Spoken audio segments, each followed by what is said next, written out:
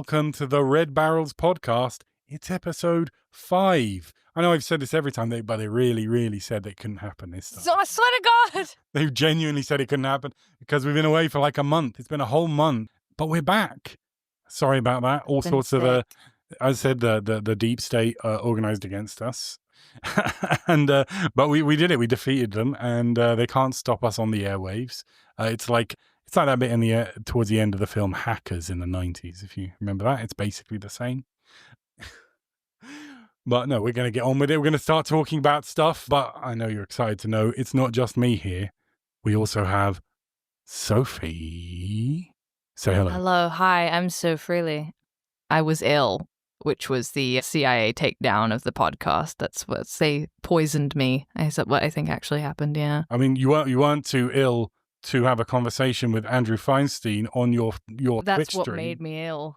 Well, wow, shots fired on Andrew Feinstein. No. Andrew Feinstein, lovely guy. Hi, Andrew, if you're listening. Absolute delight. No, what happened was I got home. He just coughed on you too much. I didn't talk that much, but I think I was just so tense the entire stream that I got home and my voice was really sore. My throat was really sore. And then what happens with me is that I get a post-nasal drip if I have a sore throat, and then it just turns into an infection. Oh. So then I was sick for a week. Okay. And I had to take off work, and I couldn't go do the podcast because I get this every 2-3 times a year, and every time if I talk a lot, I just go mute. I lose my voice. Nice. So this time I was like, I don't want to go mute again. That kind of sucks. Actually, it's not fun not being able to talk because I like yapping so much. So, but thank you. Well, that's for understandable. referencing the Andrew Feinstein stream. I was ill though. And you can and you did it. you can tune into the podcast every time for more updates on Sofie's nose and the nasal situation, my post-nasal drip, and what's going on with that whole business. I regret it. I regret talking about it. Thank you so much. Thanks. I regret it. Don't worry about it, because don't worry, it's not just her here. We also have the bad boy of the Red Barrels podcast. Who is it? It's me. It's Ed. Hi, everyone. So bad. I'm so bad. And I'd just like to compliment Alex on the suit and tails he's worn to record today. I mean, it's an audio medium, so there's no way that you guys can see that, but it looks really good. And the top hat, I wish you were wearing it rather than carrying it. I mean, look. Yeah, look. I'm the only one putting effort into this. Yeah. Right. If you guys aren't going to turn up in your finest, I'm the only one who has standards for podcasting. All right. Everyone knows the best podcasts do it in full formal gear. Yeah. Have you got the monocle with you, or? I'm wearing it right now. Sorry. Not see it on my face. Sorry attached about to that, my yeah. face. But yeah, great to be back. Good to be back with both of you doing another episode of the Red Barrels podcast. Yes. It's happening. And if it's the Red Barrels podcast, you know what that means. It means... What does that mean? What does that mean? Do you want to start that sentence again? It's another episode of the Red Barrels podcast, and that means it's another installment of Who Would Marx Main? Who Would Marx Main? Right. Who Would Marx Main? Right, Today, yes. Who Would Marx Main in Street Fighter Alpha 3 Upper? I don't think I've ever played a single Street Fighter, so I don't know a single character. You can't speculate on a character. Oh, okay. I think he would play Cammy, because it sounds the closest to Kami. Cammy. Okay. Yeah. I mean, Cammy is, I believe, a member of British Special Forces or something. So Maybe bad she was guess undercover. there. Bad guess there. Ed, who would Marx Main? Who would Marx Main? Oh no, please you go first, Alex. No. No. Please go Please ahead. go ahead, Alex. I know the answer. I already know the answer. I would say Balrog. Balrog. Because he's a big Lord of the Rings fan. Oh, I see. Balrog, eh? I mean... Is he a member of the CIA? I mean, famously, of course, there's a dispute over the names being different in Japan and in the West. So Balrog can be either the Spanish guy or the boxer. He's a boxer in the West. Yeah. So you assume you mean the boxer. Of course I mean the boxer. Of course. Of course. What a Well, stupid question. unfortunately, both of you are wrong. The answer is T-Hawk. Oh. We know that. So close. Will you be explaining? Engels was more of a Balrog guy. Oh, I always get those guys confused. But no, Marx is T-Hawk. On with the rest of the podcast. There's a real power imbalance in that segment, Alex, that I want to address, but not today. I mean, the power imbalance is my superior knowledge of Marxist thought. Yes, that would be the power imbalance. Yes, plainly. I've got a better concept of Marxist theory, and I can use that to determine who Marx would make. That's the point of the... Anyway. We're gonna get on, and we're gonna talk about the games we've been playing. What games have we been playing? And first up, it's gonna be Sofie. Hello, it's gonna be me. Hello. So I have been playing Monster Hunter Wilds. Oh, I've gotten really into Monster popular, Hunter Wilds, yes. And I was also playing a little bit of Avowed before that, but I gave up on it. So I thought I was going to talk about the politics of Avowed in this episode, but then I got bored with it because it's a really boring game. Whoa, shots fired. Yeah. I mean, frankly, I'm a little pleased because we were almost turning into the Obsidian podcast. Yeah. I was like, what about? No, but I am still talking about Pentiment, though, which is an Obsidian game. Okay. Whoops. So, yes, I'll be talking about Obsidian. Dear listener, I promise less Obsidian content for the next podcast. But let it be known, I'm not a diehard fan. Okay, I think Avowed was boring. All right? But no. Pentiment Part 2, because I did talk about, for those of you who don't know, who may be just starting the podcast today, I did talk about... Hello, if you are. Welcome. Hello. Nice to see you. I did talk about Pentiment in the previous stream, but I had only played probably about 30% of it at that stage, so I didn't really have a lot of thoughts about it. Now I have slightly more thoughts about it. Which, basically, again, to summarize the video game, it's developed by Obsidian. It came out fairly recently, I think it was last year. And you basically play as Andreas Mahler, who is an artist for an abbey doing basically manuscripts, which I understand contextually is quite unusual at that time. So you work in this sort of small village, you live in the abbey, and you're doing art that was sort of requested by...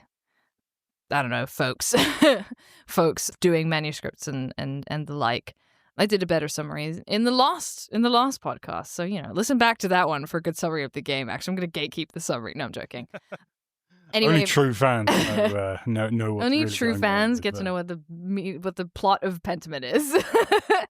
Yeah, basically, within the sort of first or second day of you working in this abbey for this very small village in medieval Europe, specifically Bavaria, you witness a murder. Well, you don't actually witness the murder. You witness the discovery of a body of a murdered lord, essentially. And That's why I like my lords.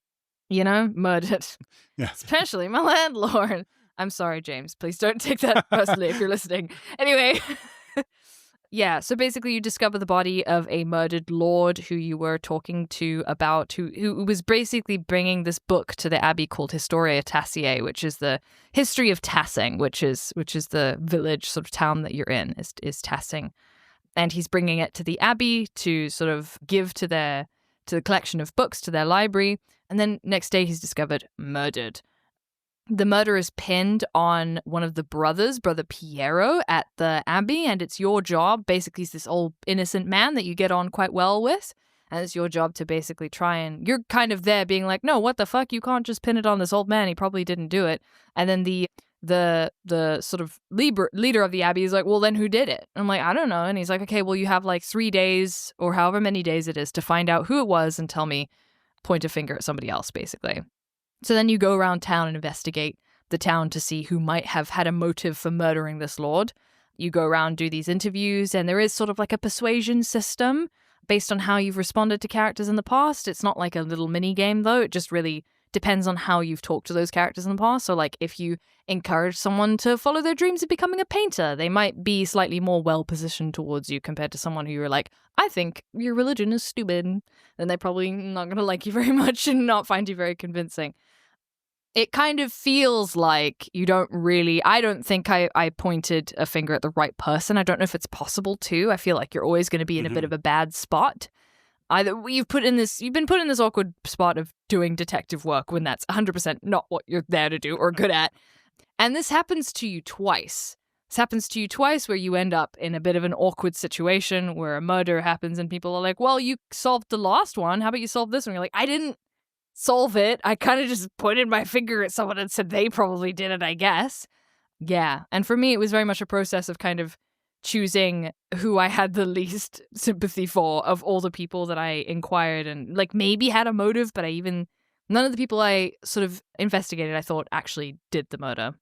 Anyway, there's the majority of the game kind of tells the story of this tension that exists between the church in the town and the villagers of the town. In the second half of the game, or the second part of the game, it's 3 parts. So the second part of the game, the person who is murdered, spoiler alert, I suppose, person who is murdered is a figure in the town who's quite important for trying to stage basically a protest against the church for trying to prohibit the villagers from accessing the forest and for taxing them very highly. Ah, yes, we talked about that a lot. Yes, yeah, exactly. So there's a figure in the town who is trying to raise up the sort of town people to try and protest the fact that that the church is preventing the villagers from accessing the forest and also raising the taxes, which you then find out is basically because somebody inside the church has been embezzling funds from the church, and now the church has been making up for those embezzled funds by charging the townsfolk more taxes.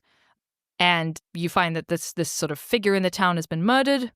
There's a lot of tension, obviously, because this person wanted to get the townsfolk to rise up against the church, and now all of a sudden he's been murdered, so people are like, what the fuck? So then they sort of put they basically, as a town mob, they lock up all the people in the church and say, we're going to burn the church down unless you, the player character, can find out who did this murder.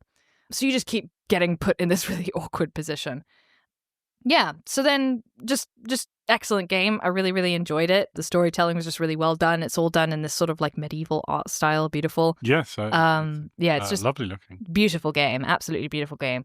And I guess just as for the politics of the game, I feel like it's pretty transparent. I feel like it does have a pretty transparent, very skeptical take on religion, and especially sort of like it's very highly critical of obviously feudalism and the sort of like religious feudalism that happened in terms of the church being able to prevent people from accessing the land that they've been able to access for centuries. It's highly sort of critical in the church in that way. Yeah, I guess overall I said that in the previous podcast, I said that definitely there seems to be a Marxian sort of interpretation of religion in this story, in that like religion plays a very consistent role in keeping the townspeople in the sort of oppressed position that they are, in that constantly they're paying taxes to the church, you know, instead of a feudal lord, basically. And constantly the option is presented to them as like, well, would you rather have the church in charge of everything and your resources, or would you rather have a lord? Would you rather have a feudal lord? Like, what do you prefer? You know, the assumption always being that there has to be someone in charge oppressing someone, you know, which the townsfolk understandably take issue with and do try to stage an uprising to, even though the momentum from that does kind of get undercut by the murder, you know.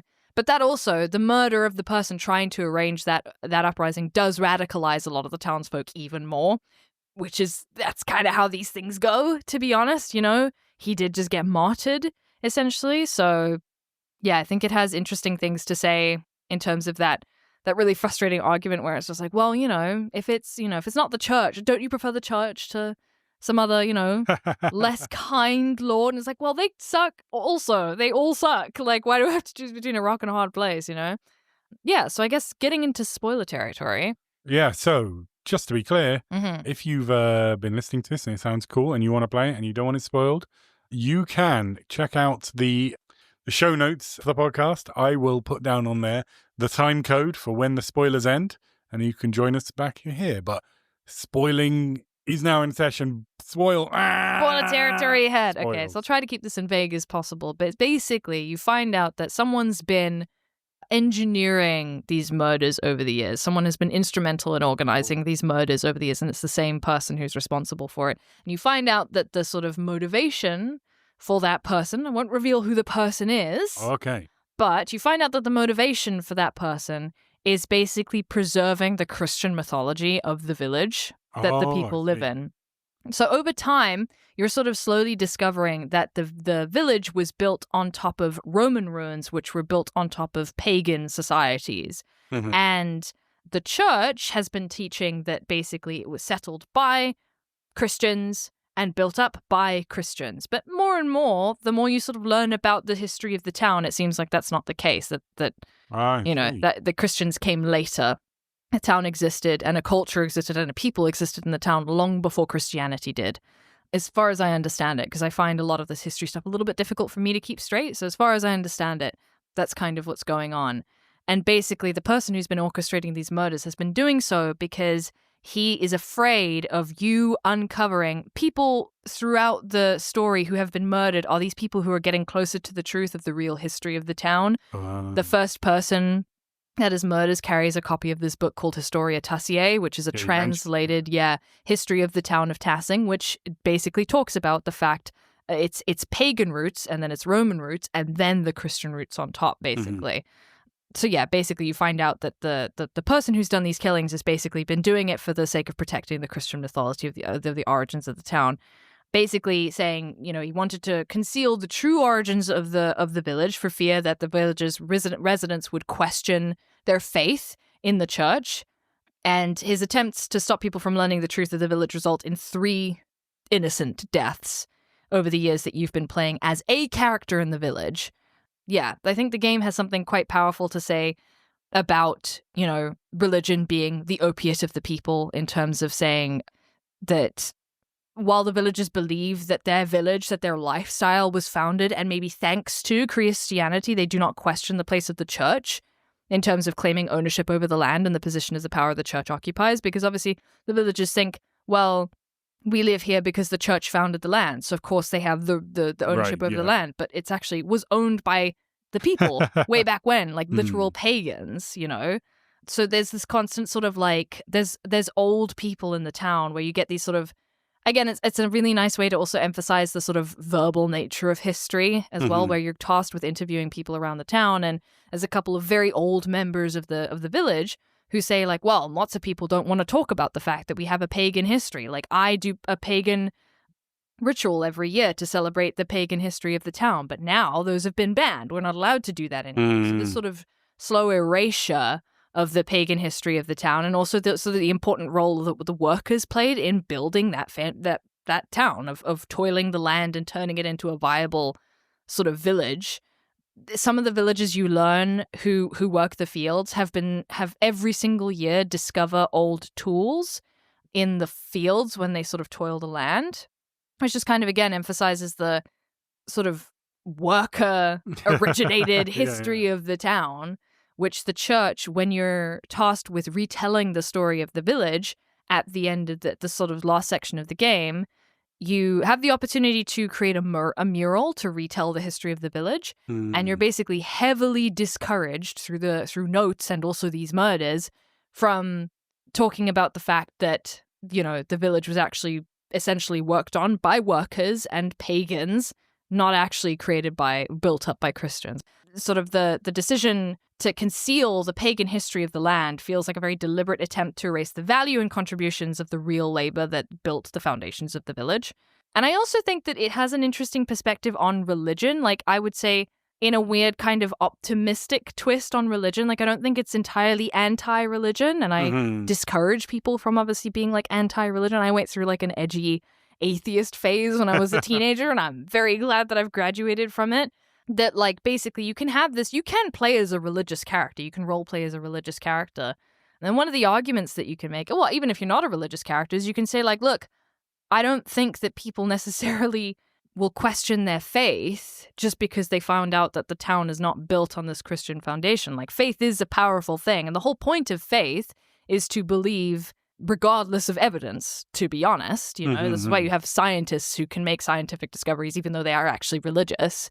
So I do think it has something interesting to say both about the role of religion in taking control and maintaining power and positions of power, but also the people of, like, not trusting people to have faith in something that if they need it and if they want faith in their life, they will have it regardless of how much evidence there is. I'm not religious myself, so I don't really get it. But, like, from what I understand, people who are religious, it is faith, and the whole assumption of faith is that you believe even though there's not a lot of evidence in order to do so. That's kind of the whole point of faith. Sure.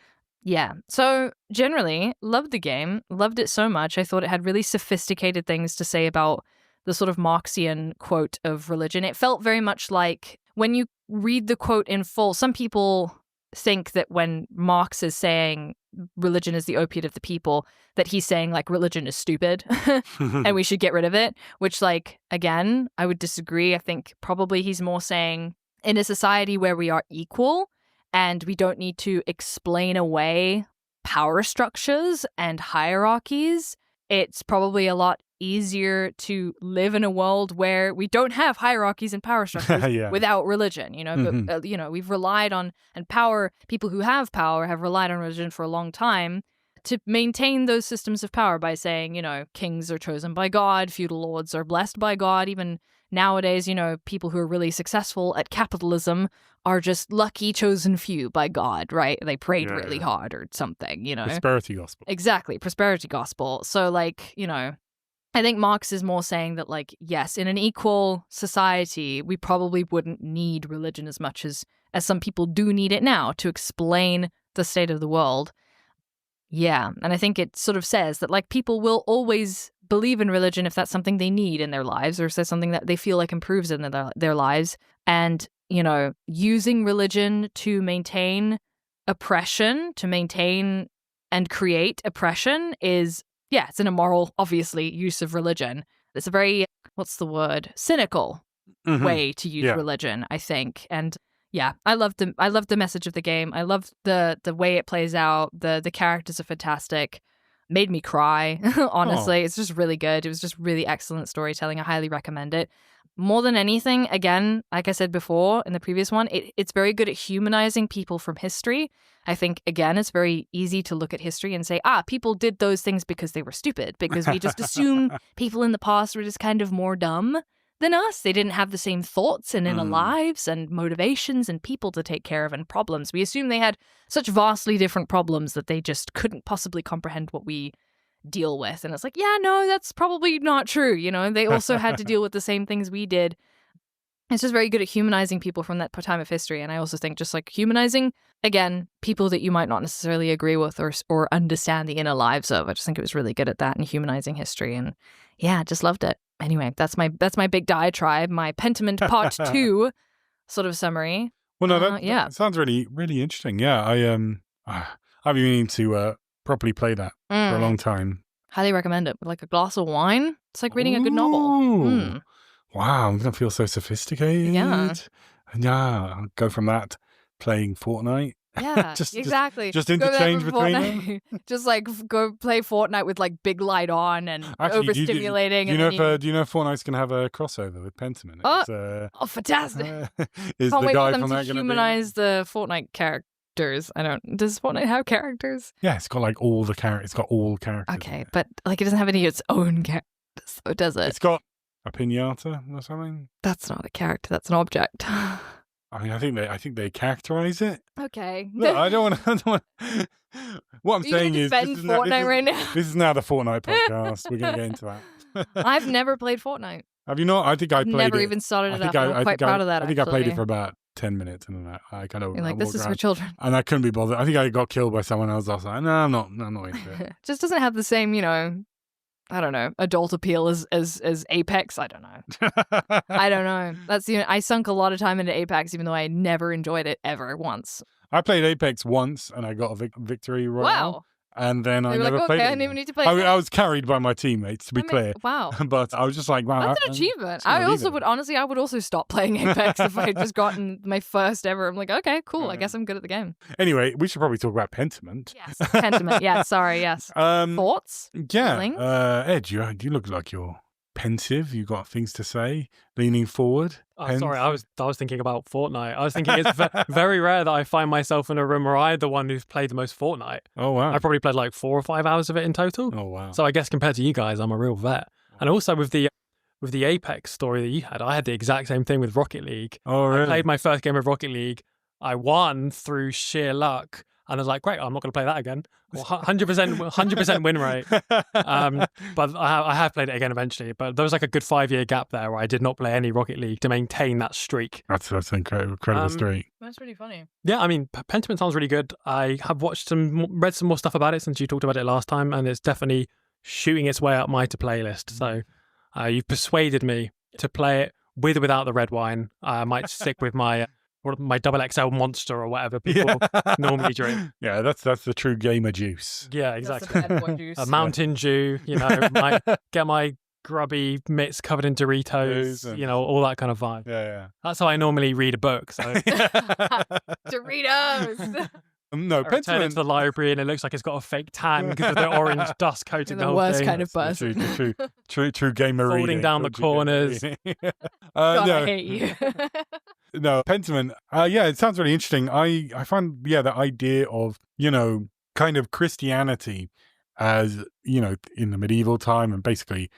I mean, I guess probably up to World War II, really, of just being a kind of crystallized form of European culture that was kind of also an arm of imperialism. And obviously, the kind of imperialism we generally don't talk is not the kind of imperialism that towns in Bavaria have faced historically. But even if you go back far enough, even places like that have been. Britain was colonized by plenty of people over a long time. And, it's just interesting to consider how Christianity has been historically used as a tool for that, to kind of wipe away previous cultures. I mean, when we talk about that, so we usually think about, the Aztecs and things like that, and other maybe more, slightly more recent colonial horrors. But it even happened in Europe, and there's remnants of it all over the place, and, examples of Catholic saints being kind of stand-ins for old pantheons of gods. That's exactly what happens. And I imagine that's what happens. Yeah, Pentiment, exactly. Yeah. Basically, you kind of learn about these two sort of pagan gods. I think that have then. I mean, pagan just means pre-Christian. Yeah, exactly. They're all pagan. I just feel again when it comes to history, I'm just like extremely self-conscious. So I'm sorry if I've gotten anything wrong. Please take pity on me. But basically, you kind of read often about these two pagan figures, these particular two pagan gods. And there's also these two Christian saints, which also helped found the town. Yeah. So that's a bit suspicious. And obviously it turns out that they were essentially appropriated for Christianity. So just more of this erasure. Well, I think that was very interesting.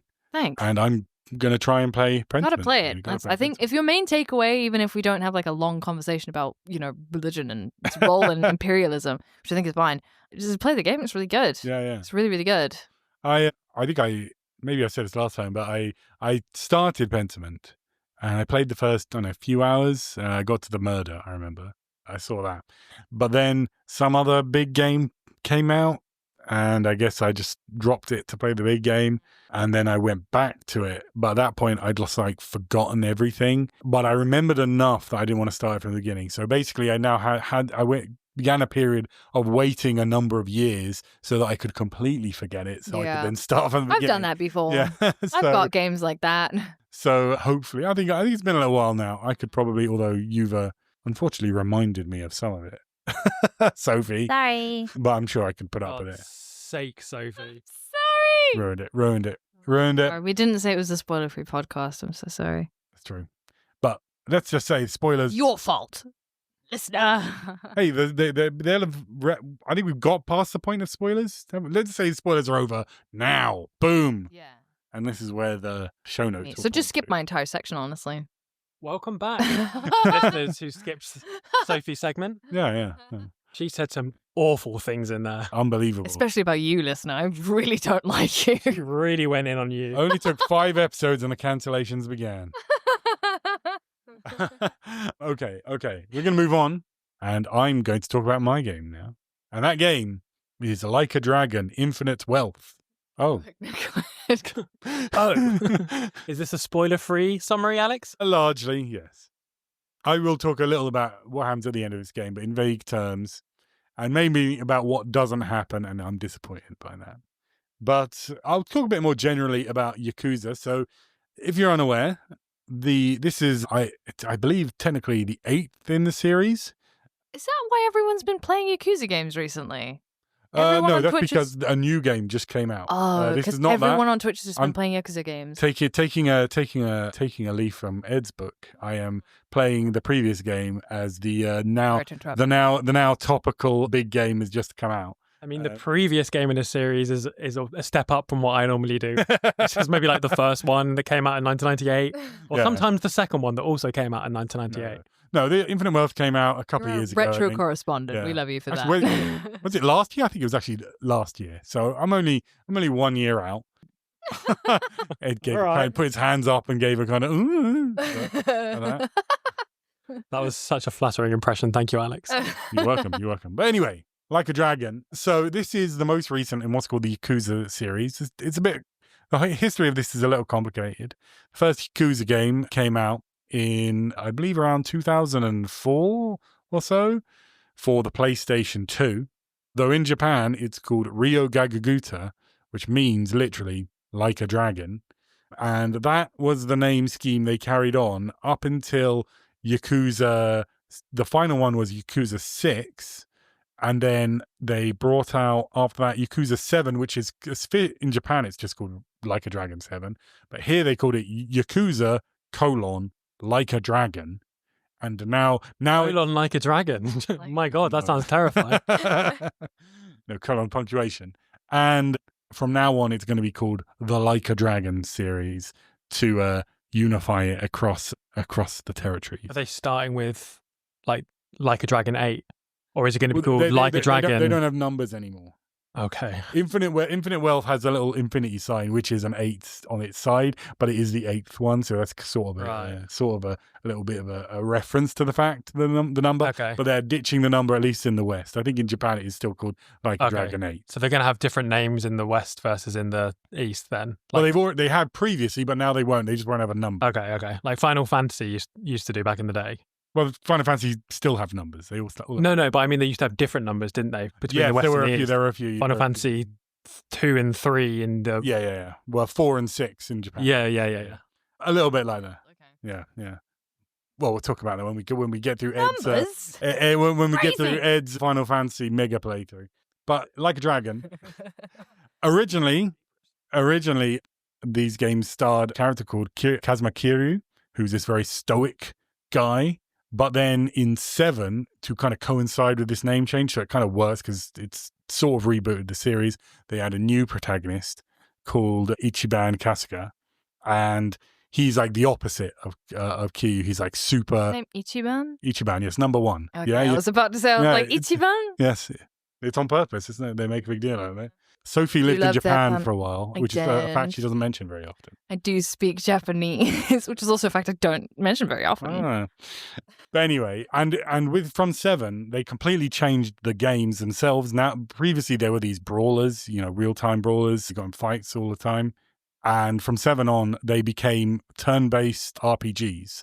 Basically on the rationale being that the new character, Kasuga, he really likes Dragon Quest. That's literally it. He just likes Dragon Quest. So now all the battles are turn-based, and that's the full reason for it.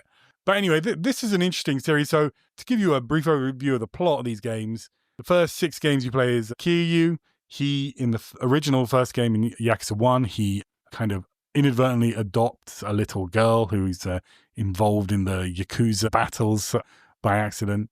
Who hasn't accidentally adopted I'm a doing little all girl? the We've all been there. When I'm involved in my Yakuza wars, I'm always adopting girls. Yeah, you heard it. It's actually very selfless of me to do that, all right? Right. And sure. all the games are set when they came out.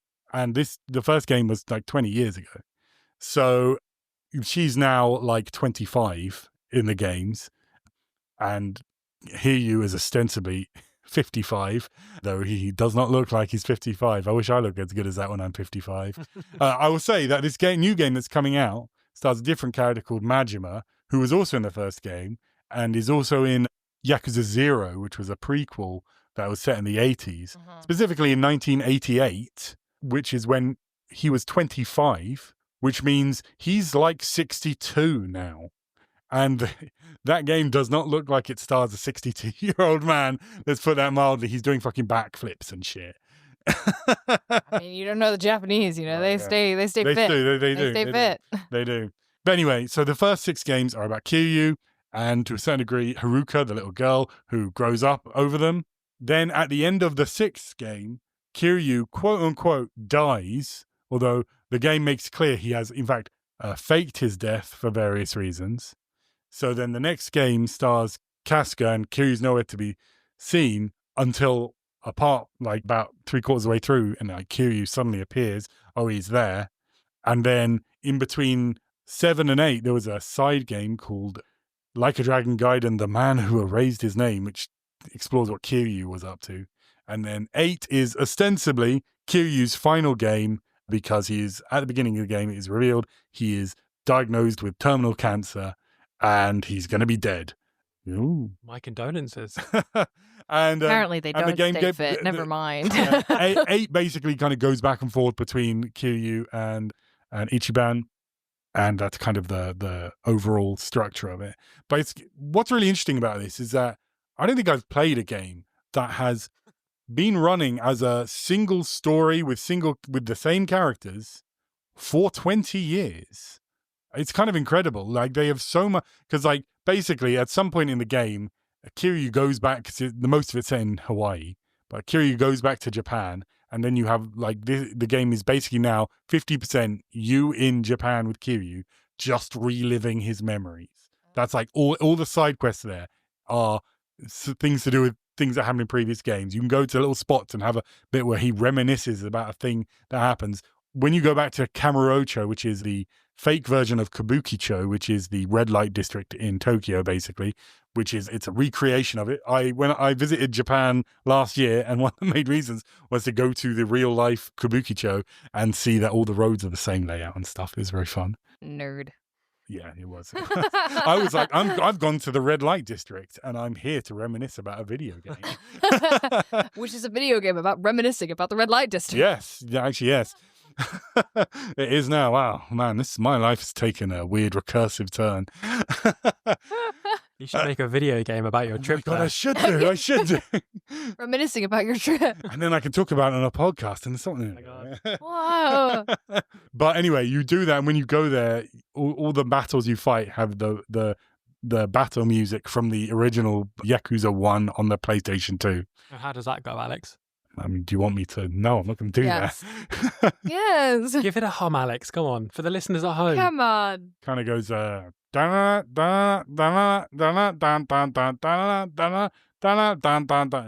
Thank you very much. Thank you so much. That's getting cut. Thank you for your... No, leave it in. You have to leave that in, You Alex. have to leave it in. How are they going to know we're funny and charming? This is how, by knowing, he had the judicious idea to cut that bit. Wow, what a keen comedic mind, keen charming mind. You do have a track record of saying in this studio you're going to cut things and then leaving it in, but mainly if they make us look bad, though. So, well, maybe. Like that time. Maybe the bits that make you look bad are the only things that are left to say, mate. What the fuck, man? Yeah, well, come on, Alex. Come on, Alex. Right. Anyway. Yakuza. Everyone still calls these Yakuza games, even though they're not still called that. So, no, it's genuinely really amazing to play this game that just has like literally 2 decades of storytelling and everything culminating. I mean, it's very, very clear that there's never been anything approaching a wider plan. They just make every new game and can't make it up as they go along. I mean, you wouldn't expect over 20 years, but has been zero, even the smallest amount of planning. They just obviously have a blank slate at the beginning of every game, and they go, wow, why don't we go to Hawaii this time? I don't know. Would this game be accessible to someone who's not played the previous 9 or whatever? I think you should probably at least play 7. I think you could enjoy it, but you will be like, every single thing that happens with Kiryu is just going to go over your head. Right. But there's still a lot of game that isn't really about that. But it's sort of a weird game in some ways. As I said, it's most of it's set in Hawaii, and that is weird.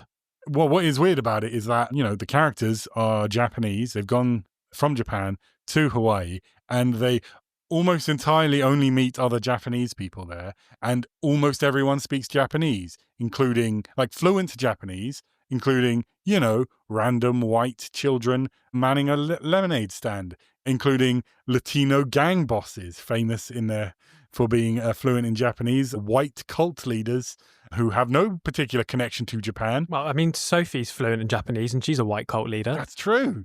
Not fluent. Oh, but she is a white but cult leader. I am a white cult leader. I mean, ironically, though, you do speak much better English than the ostensibly white Americans in this game, who frequently have incredibly bad accents. But it's overall very fun and interesting, even if it does treat Hawaii like basically. I mean, it's borderline like if Japan had conquered it in World War II, this is what Hawaii would have become. It's actually interesting you mention that because, like a lot of Japanese, like Hawaii is a favorite holiday destination for the Japanese. And most of them, if you ask them why, it's like, oh, it's basically like Japan. Like so many people, there are so many Japanese people there. I'm like, they don't really speak. Yeah, like that's one of the major reasons they like. I mean, I've got to say, I've not been to Hawaii, but I find it, well, I can imagine there's more Japanese speakers there than maybe anywhere else in Japan, in America. Japanese speakers. There's also Japanese people or like people who have Japanese heritage, but like they are American at this stage, or there are a lot of Americans now at this stage. They have the same relationship to Guam as well, where the Japanese really like vacationing places where they're not afraid of the language barrier. And for some reason, Hawaii and Guam are really popular for that because there's a lot of Japanese people living in both those places. Yeah. Taiwan as well, because there are a lot of Japanese speakers in Taiwan as well. It is a bit weird. There's one of the ends up being a party character, this guy, Tomizawa. He is ostensibly American of Japanese descent and he speaks Japanese. But what's weird about it is just like he literally... There's a lot of chatting with him. There's this whole mechanic where you can walk around town and you can activate chats among your party and they just have a talk and you get like a little stat boost for afterwards. So you hear a lot of them all talking to each other. There's like this stuff where you can drink together in the bar. And I think he maybe mentions being American like 3 times over the entire game. You'd think there'd be a lot of chat about like, oh, in America, we do this. Unlike you in Japan, you do that.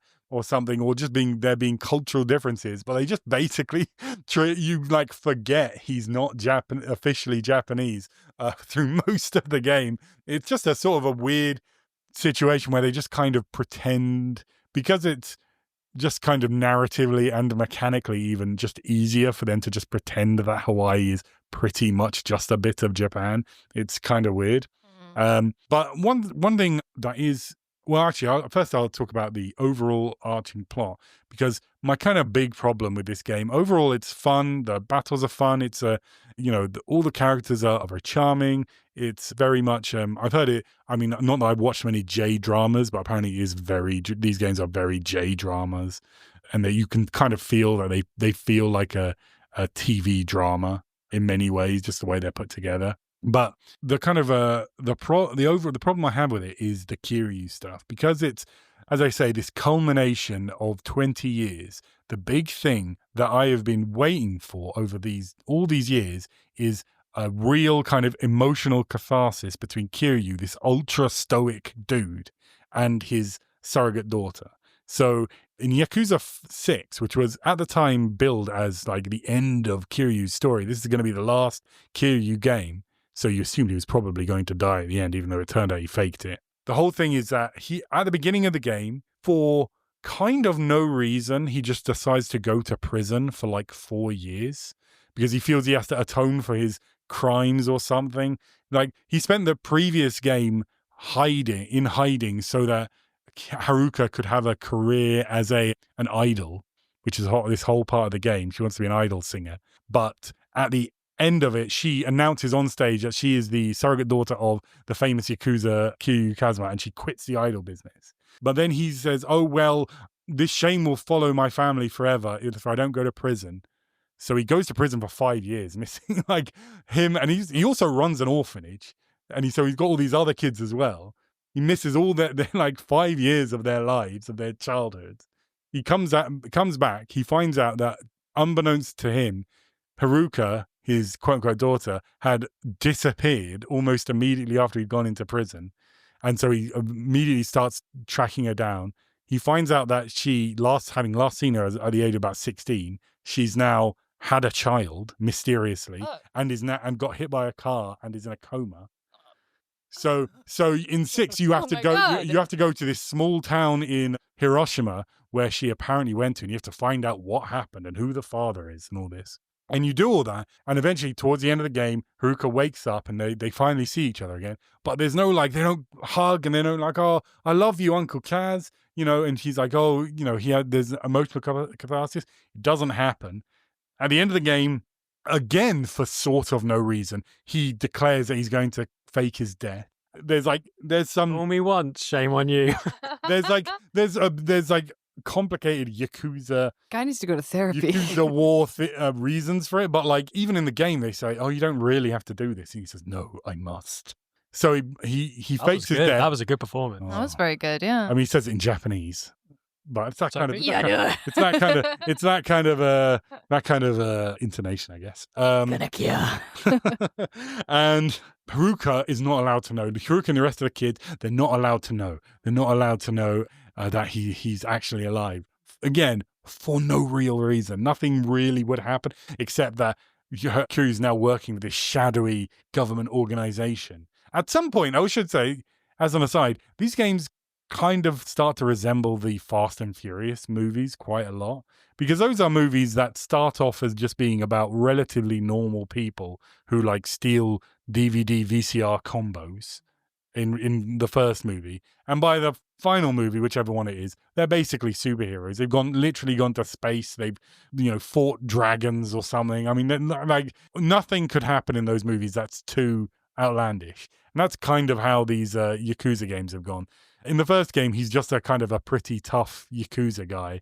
By the end of the games, he's like an incredible legend of the Yakuza, and he's like being recruited by shadowy government forces to do their dirty work. Meanwhile, on the Ichiban side, him and his party are literally mainly just normal people. Like one of them is a former nurse who was homeless for a while, and he's part of the party that fight all these like thousands of Yakuza thugs, and there's no real reason for him to be good at fighting, but he just has become good at fighting. So these games do get increasingly outlandish in that way. But anyway, at the end of Yakuza 6, he's faked his death, and I'd say that continues until here. And he's told, "Oh, you have cancer, you're going to die." And he said, "I must keep my secret. I cannot let anyone know that I'm alive." Over the course of the game, he's literally on television multiple times. He's exposed on the internet. Still, I must keep this secret. Again, for no reason. And another thing, at the end of Yakuza 6, I'd say there's no catharsis between them. There's a bit where he's writing a letter, and you think, "Oh, this letter," they're reading out. "Oh, he's talking about how I feel like I'm almost your father." And it's like, "Oh, this is where it's going to be. He's going to pour his heart out." And no, he's writing it to a completely different character who no one thinks that he's a surrogate father to. It's ludicrous. And so I was so pissed off by the ending of 6. 7 is like mainly about different characters, but I knew this. Okay, Kiryu is ostensibly going to die in this. This is the final end. This is where we're going to get the catharsis. He's going to finally get to see Haruka again, and they're going to embrace, and we're going to finally see like the chinks of this armor of this incredibly stoic guy. Is great. 20 years. And like at the end, no, they don't meet. She like kind of says, "Oh, I think I know he's alive, but I think we'll meet one day." The end. Any ideas why? Like, why would they make such a weird decision? I mean, presumably, considering the situation at the end, I think it's unlikely you're going to be playing Kiryu fighting people as normal in another game, but I think they'll have him turn up and have a final end. Or maybe they just don't want to have a proper finale end. But it just literally, it feels like 20 years of like edging at this point. I'm like, come on. I want to see, because there were some emotional moments at the end of the Man Who Raised His Name, but anyway, so that's my big issue with the game. But I do want to talk a little bit about the politics of this, because these games are kind of interesting in that they're all obviously about the Yakuza. Even though one of the reasons they have dropped the Yakuza name is also because politically the Yakuza in reality are kind of dying out in Japan. Any kind of Yakuza media you consume will be about how the Yakuza declining as a force that has, thugs on the streets and demanding protection money and stuff. They're basically disappearing. So I think they need to find something new for the games to kind of be about. But even these games are also about the Yakuza declining. Partway through Yakuza 7, they officially dissolve the big 2 Yakuza clans that all these games have been about. But that's only been true recently. Obviously, Yakuza are a big force. And it's something that's really interesting about this is that, and this is, you're not going to hear this on your mainstream podcast. Ooh, exclusive insights. They're scared of the man. Hot takes. Genuinely, I think most of the big sites of podcasts that want access to games and want to cooperate with Sega and people. Not us. We don't give a flying flip. Yeah. Excuse my French. And also, I'm making sure to talk about this now before we ever possibly get big and might want to collaborate with Sega in some way. Who knows? So we can get away with it now when we're small and not many people listen to us.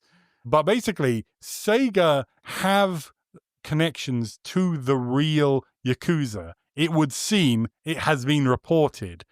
There was a book written a few years ago by a man called John, how do you pronounce his word? Paniacs? It's SZCZEPANIAK. Shepeniak is probably what I would say. Shepeniak. Okay, we are from our John Shepeniak. From our Poland expert, our Polish expert. That my mum is Polish. I think she is basically an emissary of the Polish embassy. She's been granted this power by the Polish government by democratic mandate of the people of Poland. The way to pronounce his name is Shepeniak. John Shepeniak. Probably. Okay, well that's official. And if you are Polish, you're wrong. Fight me. Anyway, this guy wrote a book called The Untold History of Japanese Game Developers. I think exactly a series of books. And he's written a lot about this and the connections of the Japanese games industry, the historical connections, Japanese games industry to the Yakuza. Now, it might seem like these are two kind of very separate, there's not much reason, industries are not much reason for them to connect. But in the 80s, the games industry basically, especially in Japan, came out of the arcades. And arcades are famously, especially in Japan, quite shady places, maybe less so these days, but back then in the 80s, they're quite seedy. And also they are kind of similar to run to pachinko parlors in that they are basically just machines that you put money in and they make noise and stuff. What's a pachinko parlor? Do you know what pachinko? Pachinko is basically, it's kind of a form of, it's gambling, it's a form of like a fruit machine. Yeah, like slots. But it uses these little ball bearings that run through a... Yeah, I think it's a bit like pinball. Gambling is illegal in Japan, I believe. So basically pachinko gets around it in terms of like what you do is you buy tokens, which you then gamble in the slot machines. Yeah. And then you win tokens, which you can then exchange for stuff. I think you exchange for prizes, but my understanding is that next door or like very close to every pachinko parlor is a pawn shop that you can take, that is also run by the same people, that you can then take your prizes to for an exchange for real money. Yeah. But basically, historically, gambling, any form of gambling, has been run by the Yakuza in Japan. So because these are kind of gambling adjacent, that meant that the Yakuza were very involved in the early arcade business. And from there, video games. And a lot of old video game companies were involved with them, especially Sega. It seems that Sega have the deepest links to the Yakuza. There are all sorts of stories. There was another one company where one of the employees was kind of poached by another video game company, and the Yakuza kidnapped his sister to stop him from leaving for this. This is like all in the 80s. Yeah. But there's also shit. Apparently to try and get this girl back, they like dropped an arcade machine from like a crane in front of their building to like threaten them. I see why they made video about like, Yakuza, man. They're so cool. It's worth saying that also Nintendo actually have connections to the Yakuza. Though apparently these, not in any modern era, but Nintendo is an extremely old company. They were founded, I think, in 1888, in the 1800s, definitely. And they claim, the story is that Nintendo literally means, the word Nintendo means work hard, but the end is in heaven's hands, which is a weird name for a company here, but it's also a weird name for a company in Japan.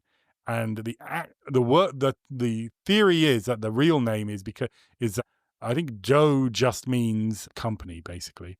But Nin and Ten are both obscure 19th century terms that revolve around gambling and the Yakuza. Interesting. Specifically because back then when they started, they were playing card manufacturers, which sounds very innocent, but playing cards are used for gambling. So it was, again, Yakuza adjacent. Though apparently Word is... You sound like you're doing a public service announcement. Playing cards may sound innocent, but if you catch your children with them, they should be flogged. I mean, hey, what to do about your kids playing with playing cards? I mean, look. At 6 o'clock. If you want to Mummy, can I have some playing cards? No, Johnny. If you want to turn your children into degenerates by allowing Might them have to drugs in them, allowing them to play with playing cards Playing razor cards. blades. and Playing cards are a gateway drug to meth. and play billiards, that's up to you. No, I mean, just saying historically, these have been connections in Japan. And apparently these connections in Sega have continued. In the early 2000s, they were bought out by a company called Sammy. Sammy make pachinko machines. So again, they are very likely connected to the Yakuza. And I believe... We need to run this podcast by our legal team, Alex. That's why I want to do it now while we're still... Allegedly. In a video game. Allegedly a shit ton. In Minecraft. In Minecraft. There's allegedly in Minecraft. That's the internet superpowers we're talking about. Anything you're not sure, any accusations you're not sure about, or any threats you're not sure about in Minecraft and allegedly. I love Sonic the Hedgehog. Good job. We smoothed it over with them. Nintendo's not going to come for us now. Sega. Which one? Nintendo's really litigious, isn't it? Yes, it can be, yeah. They're probably not going to sue over Sonic, though, to be fair. Yeah, Sorry, I don't think we said anything that's actionable. This is all alleged. It was all reported in that book I mentioned earlier. So if you're going to sue anyone, sue him. Sue Chapeniak. Damn it, Chapeniak. God, I hope that's how it's pronounced. But I should say that is Sega connected to the Yakuza? Who knows? But Make up your own mind. Do your own research. in 2015, They killed a man. Hajime Satomi, who is the CEO of Sega, or was at that time anyway, his house was shot at by real guns, apparently at 3:30 in the morning. Not in Minecraft. No, in reality, this actually happened. So it seems like maybe he might be involved in something if someone's shooting guns at his house. I guess Sega really do what Nintendo don't. Oh, Sega that again. That was a high five, ladies and gentlemen. But what I find interesting is that, so these things have been reported elsewhere, not much in the mainstream press because I think they want to stay on Sega's side, but this isn't brand new by any stretch of the imagination. What I find interesting is that, it's not really been talked about, is that they've had these connections, it seems, allegedly, while also having a series of games about the Yakuza. And what does that mean? Because these games are, I mean, I don't want to say they're propaganda for the Yakuza, but they are maybe the type of games that the real life Yakuza would not terribly mind being made about them. You know, while there are plenty of bad guys, bad Yakuzas in this game, there are also honorable good guy Yakuza. You know, the main guy, Kiryu, he's like possibly the most moral man that has ever existed in humanity. The new game, Kasuga, I mean, I will say, this most recent game, and the last one to a degree, increasingly, they seem to be doing a lot of Christ imagery with this main guy, who is at least a former Yakuza. But like, there's a bit where he kind of quote unquote dies and then comes back to life. There's this whole section where he becomes like so selfish. He's like allowing people to punch him on the street. He's like carrying a guy down the street, kind of like a cross. You know, I'm just saying this. It feels like they're really going for this guy being incredibly good and kind-hearted, and he's a Yakuza. The past two games have been, so Yakuza 7, a large part of it is that Ichiban, he was a Yakuza, he goes to prison, he comes out, he gets quote-unquote shot, and he dies, quote-unquote, then he comes back, and then he basically finds himself in a homeless encampment, and he lives as a homeless person for a while, and a lot of the game involves the kind of plight of the homeless. To be honest, not very well from a political point of view. It's all about how the homeless have it really rough and we should be nicer to them, but it has nothing to do about the, you know, that they're homeless, fixing actual homelessness and ending it in some way, or the causes of homelessness. It doesn't get into those even the slightest. But there's also quite a lot about kind of sex workers. Ichiban was born in what's called a soapland, which is basically a brothel in Japan, and there's this whole business with soapland in the plot of 7. So, and you meet a bunch of sex workers. So there's quite a lot that's like about the plight of homeless people and sex workers and people on the margins of society, which kind of sounds interesting and is interesting to a degree. But this is equated to also being similar, or at least in the same bracket as the plight of the Yakuza, who are currently being cracked down on by the police.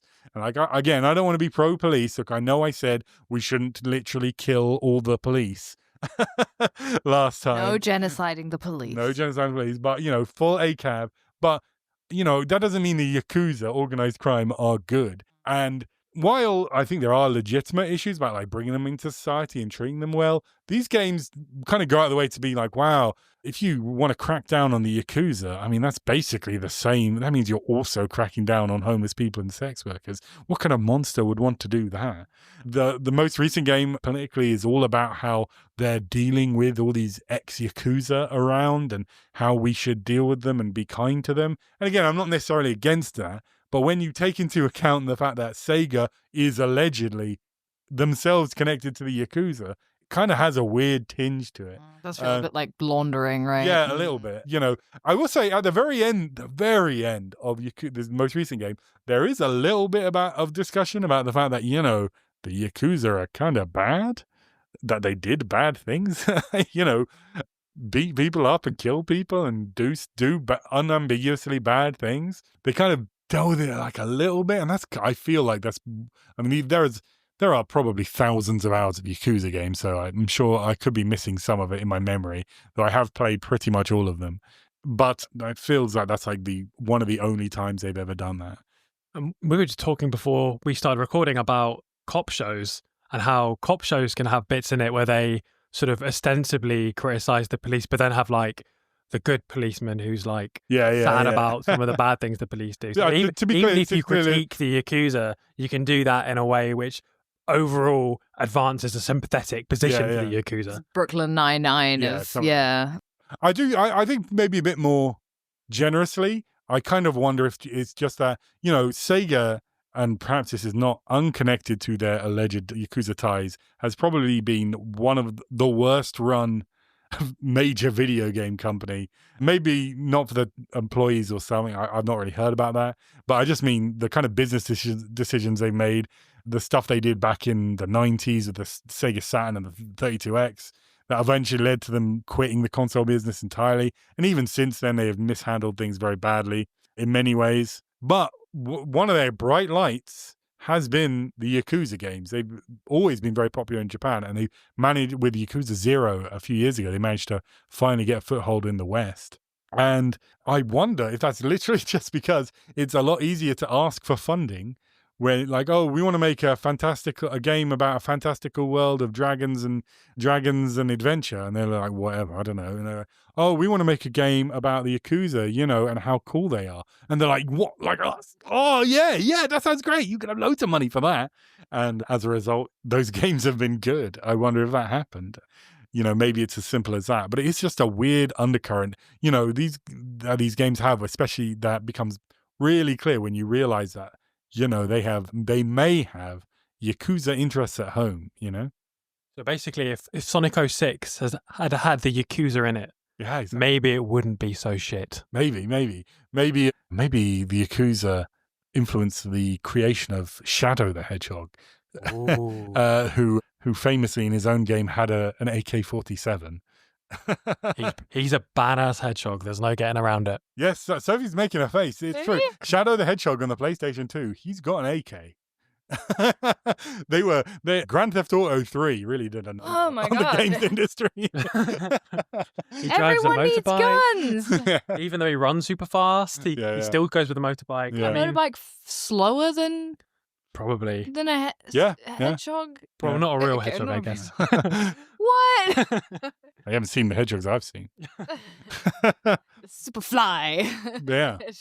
That's interesting, I guess, that PR laundering. I feel like I don't remember where I heard this or how or in what capacity, but I remember hearing something about Yakuza just kind of like helping out towns and like helping out local shop owners. And stuff. You do a lot of that. Yeah. Yeah. I mean, famously in these games, there's like the main kind of plot and the main missions, which are about some kind of drama of the Yakuza clans at war with each other, and there's a new Yakuza clan, or this guy's coming out and he's, whatever, all that stuff. That's all big drama. But then there's a lot of downtime where you could just walk around the various recreated Japanese and now Hawaiian cities and meet people and have lots of very frequently very goofy, side activities, mini games, and side quests.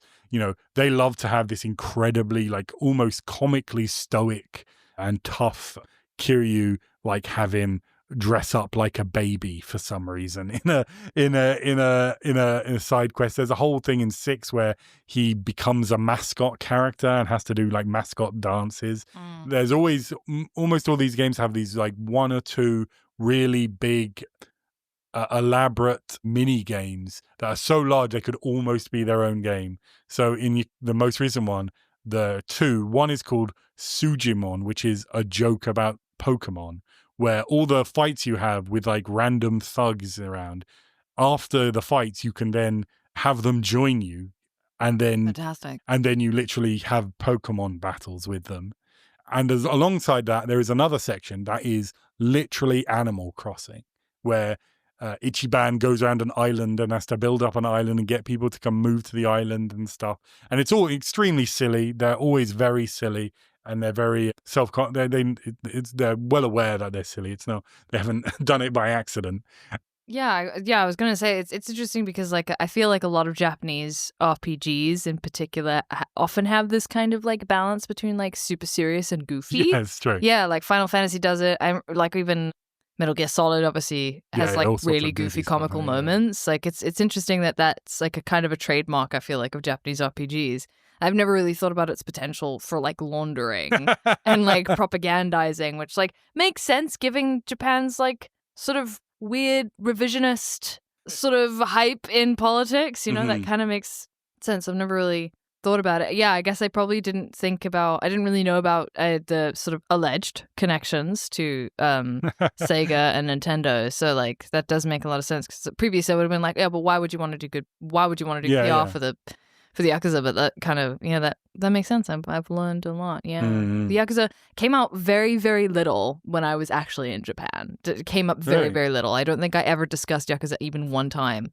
I saw it a few times when I will say genuinely one of the highlights of when I went to Japan was when I went to Kabukicho, and I just went to a random restaurant there, and as I was leaving, I saw in the doorway there was like, they've got a newspaper clipping, and it's about the fact that that restaurant was put in Yakuza. And I can now, and I literally went to the same restaurant when I was playing the game. That's and I was cute. Just like, well, I've literally eaten here. It was a very nice restaurant. Well, that's really cute. So I did see a bit of it, yeah. But I mean, from my understanding, it is very popular, and they made. I mean, this is the 8th one, but including spin-offs, like well over a dozen, I think. Yeah. It's funny that you mentioned Dragon Quest, because actually that was like when I used to teach, and you'd ask like Japanese kids who played video games. It's almost always just Dragon Quest. Yeah, that was their favorite video game was Dragon Quest. Didn't matter what year it was. Dragon Quest, Monster Hunter. That's their favorite games. Here's my controversial opinion. Dragon Quest is incredibly overrated. Dragon Quest 11. I mean, I wouldn't say a bad game, but not a very good game. And what's his name? Is it Koichi Sugiyama? The guy who did the music for Dragon Quest. Genuinely a terrible man. I mean, tantamount to Holocaust denier. He was a major denier of Japanese war crimes in World War II. Revisionism. Incredibly right-wing and like anti-LGBTQ as well. But his greatest crime is the soundtrack to Dragon Quest XI, which is genuinely awful.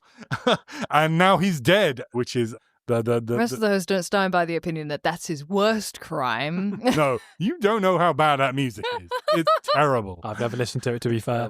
I remain open to terrible. Anyway, and as I said, he's now dead. So hopefully, maybe future Dragon Quest games can sound at least tolerable. Well, I think that's probably it. And so now we're moving on to Ed, who is going to introduce us to the Cyber Zone. That's right, Alex. I'm going to be talking about a VR game, which, for those of you who don't know, is short for virtual reality. Whoa. Yes. Wow. Yeah. Johnny Mnemonic over here. Yes. Okay. Well, the game that I'm using as an excuse to talk about VR is a game that I've been playing called Death Horizon Reloaded. It's a 2019 VR FPS developed by Dream Dev Studio. In it, you are escaping from a facility which is overrun with zombies. Just before we go on, what platform is this on? It's VR, so I played it personally on a Quest 2. Yeah. You could probably play it on basically any VR headset other than PlayStation VR, I think, but maybe even on that, I don't know. You're escaping from a facility. You've got a range of weapons with which to do that you can shoot or hit with. There are very occasionally climbing sections, and there are some other game modes, but I just played the campaign of it, really. So I want to talk about this game a little bit, but yeah, really I want to think about VR as a medium, using this game as a jumping off point. So let's talk about the game itself a bit first. Zombie shooter, classic variety of weapon types, pistols, you can dual wield them, assault rifles, shotguns. Each of the guns are pretty satisfying to use. They feel distinct from each other. On the other hand, there are also melee weapons, and they kind of suck. That's quite often the case in VR, in my opinion, because the vibration of a controller can kind of simulate shooting a gun. It can't really simulate hitting something. So it looks like you should be connecting with something, but your arms move pointlessly through the air. Yeah, that's the problem, because like if you were really, sticking a sword through someone. Yeah, whenever I've done that in the past, the sword would at least very different. Unless you're like a super samurai or something, you would feel the friction stopping you as you swing the sword, but with nothing there, it just feels weightless, right? Which is why Beat Saber does feel quite satisfying, because you've got lightsabers in those games. Yeah. Also, the way that the physics works in the game, while we're talking about the melee weapons, means that the melee weapons were kind of unusable for me, because they quite frequently got stuck in, like, they clip through like lockers and tables and stuff that's around. There's also a variety of zombie types. So there's like the slow lumbering ones, there's the fast ones, there's the really, really fast ones, there's the ones that take loads of hits to kill, there's the ones that can't be killed, there's the dogs, there's the ones that sort of spit at you, so there's using a range attack. Fine. Reasonable weapon variety, reasonable enemy variety. The location, there's not really any variety there at all. The entire thing is set inside the same facility. Each level maybe has got like slightly different colours, but you're basically moving through blank corridors in a more or less identical setup. You can carry a couple of weapons with you at any given time. You've got like small weapons on your hips, which you physically have to reach down to your hips to pick up the weapon. And you can have like a big gun strapped across your chest.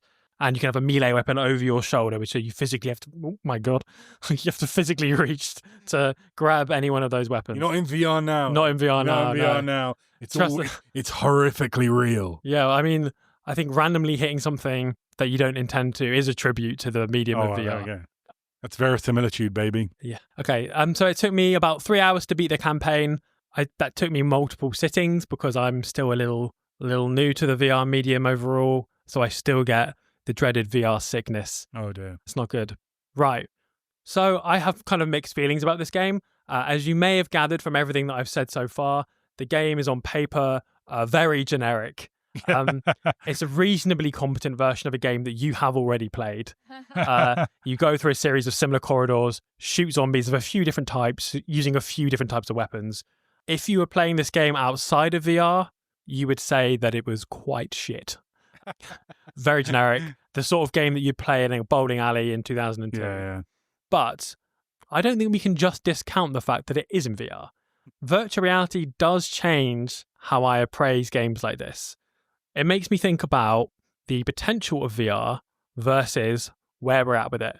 Because the truth is, I did have a good time playing this game in a way that just wouldn't be true if I was playing it on a flat screen where it would feel like a waste of my time.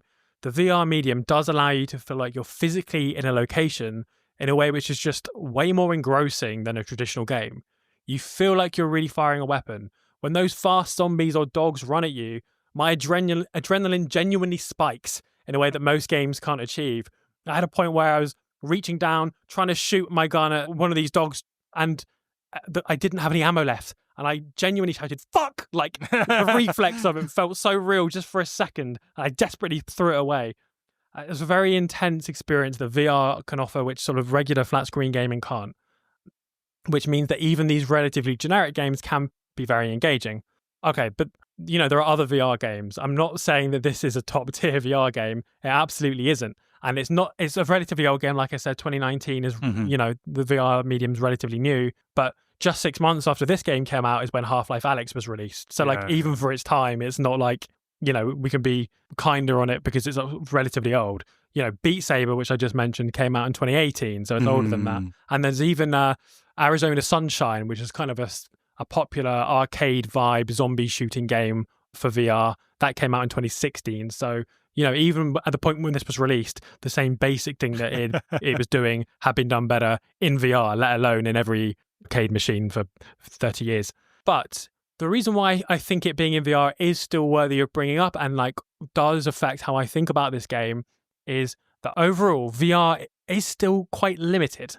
And in terms of its games, it's quite limited. I don't just mean that there aren't enough games. Like that's quite a common criticism of VR, and it is to some extent true.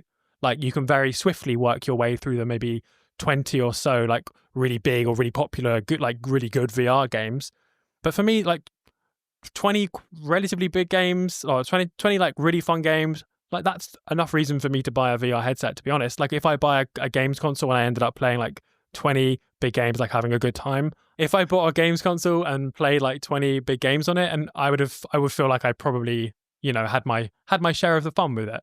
No, what I mean by VR's library of games is a bit limited is not that there's not enough of them, but it's that I still feel like we haven't quite got the difference between what VR can offer as a medium and what regular gaming offers as a medium. We're still at this stage where a lot of the biggest games are literally just regular games ported to VR.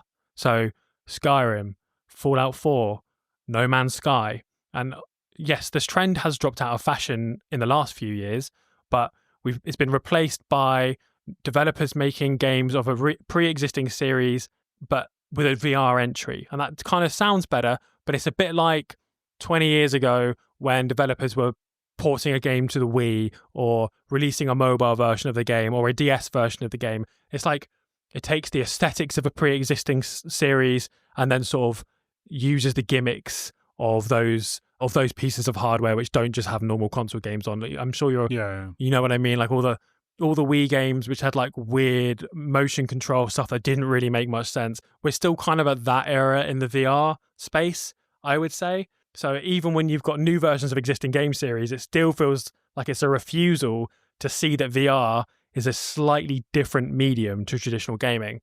So I want to give like an analogy or give like a parallel here with TV. When TV first came out, most television shows were rehearsed and then filmed in one or maybe, if you're lucky, 2 takes. They're performed straight through like they were a play. So if you watch shows from the 1960s, you can see actors like fumble their lines, but that doesn't matter. The show just keeps going. Yeah. Now, as TV evolved as a medium, you know, there were lots of interesting shows that came out, but it probably wasn't really until like the 1990s with shows like Twin Peaks or maybe like The Sopranos that it felt like people had really got a grasp of what TV offered as a medium as distinct from films or books or the radio. What I want to say is VR still feels like it's in that period to me. Death Horizon Reloaded and other games like it, I think, speak to the fact that we're in this early era for virtual reality as opposed to traditional gaming. This game is almost like a televised version of a play. Like we're still trying to work out what the medium is for, how to make art for it in a compelling way. And yeah, there have been a few different strategies for it so far.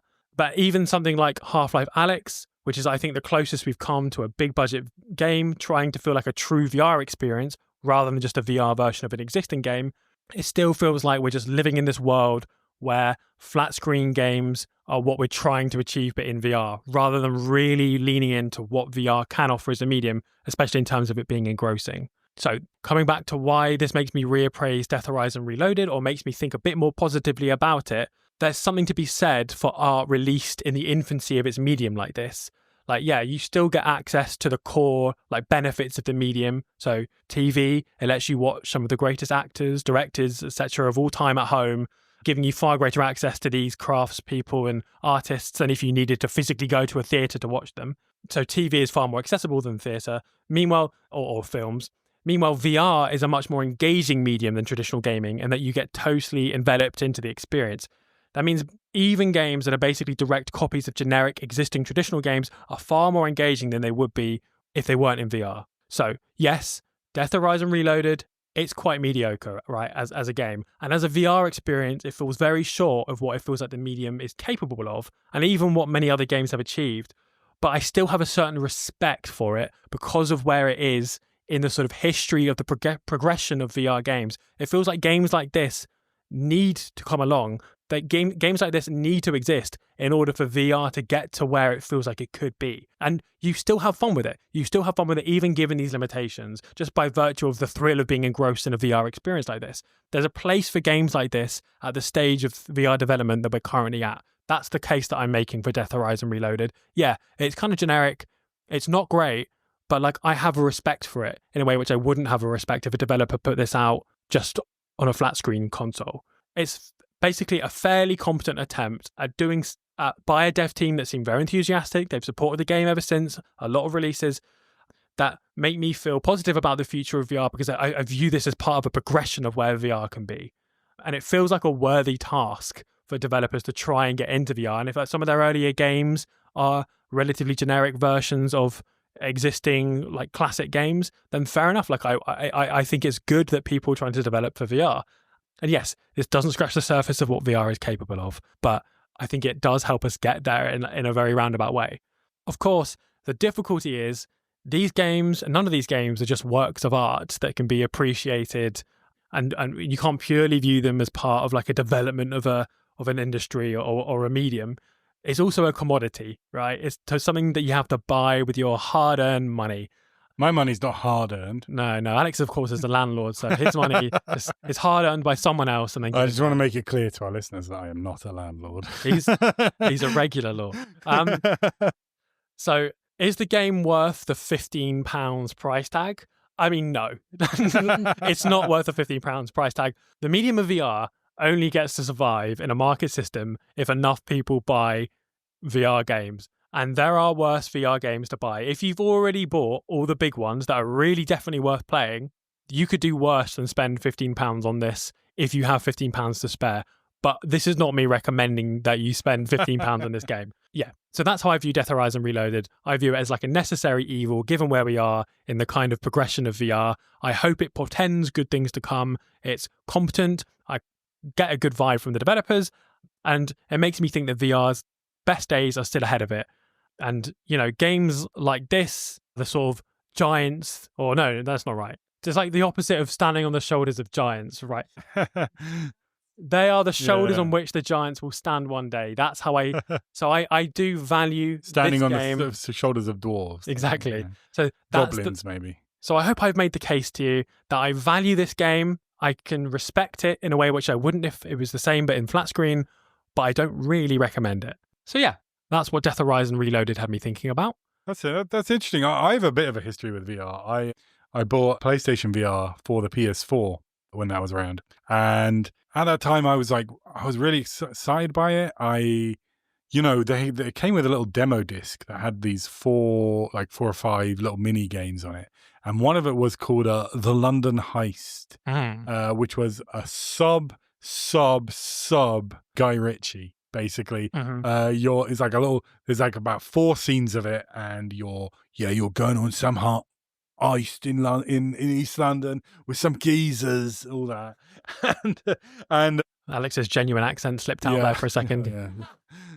I'm famously an East End hard man, and what was really interesting about it was just like, before I got into VR, what I thought was going to be interesting about it was like essentially like, oh, I'm going to like stand on a mountain and look out into the vista, and it's going to be like I'm really there.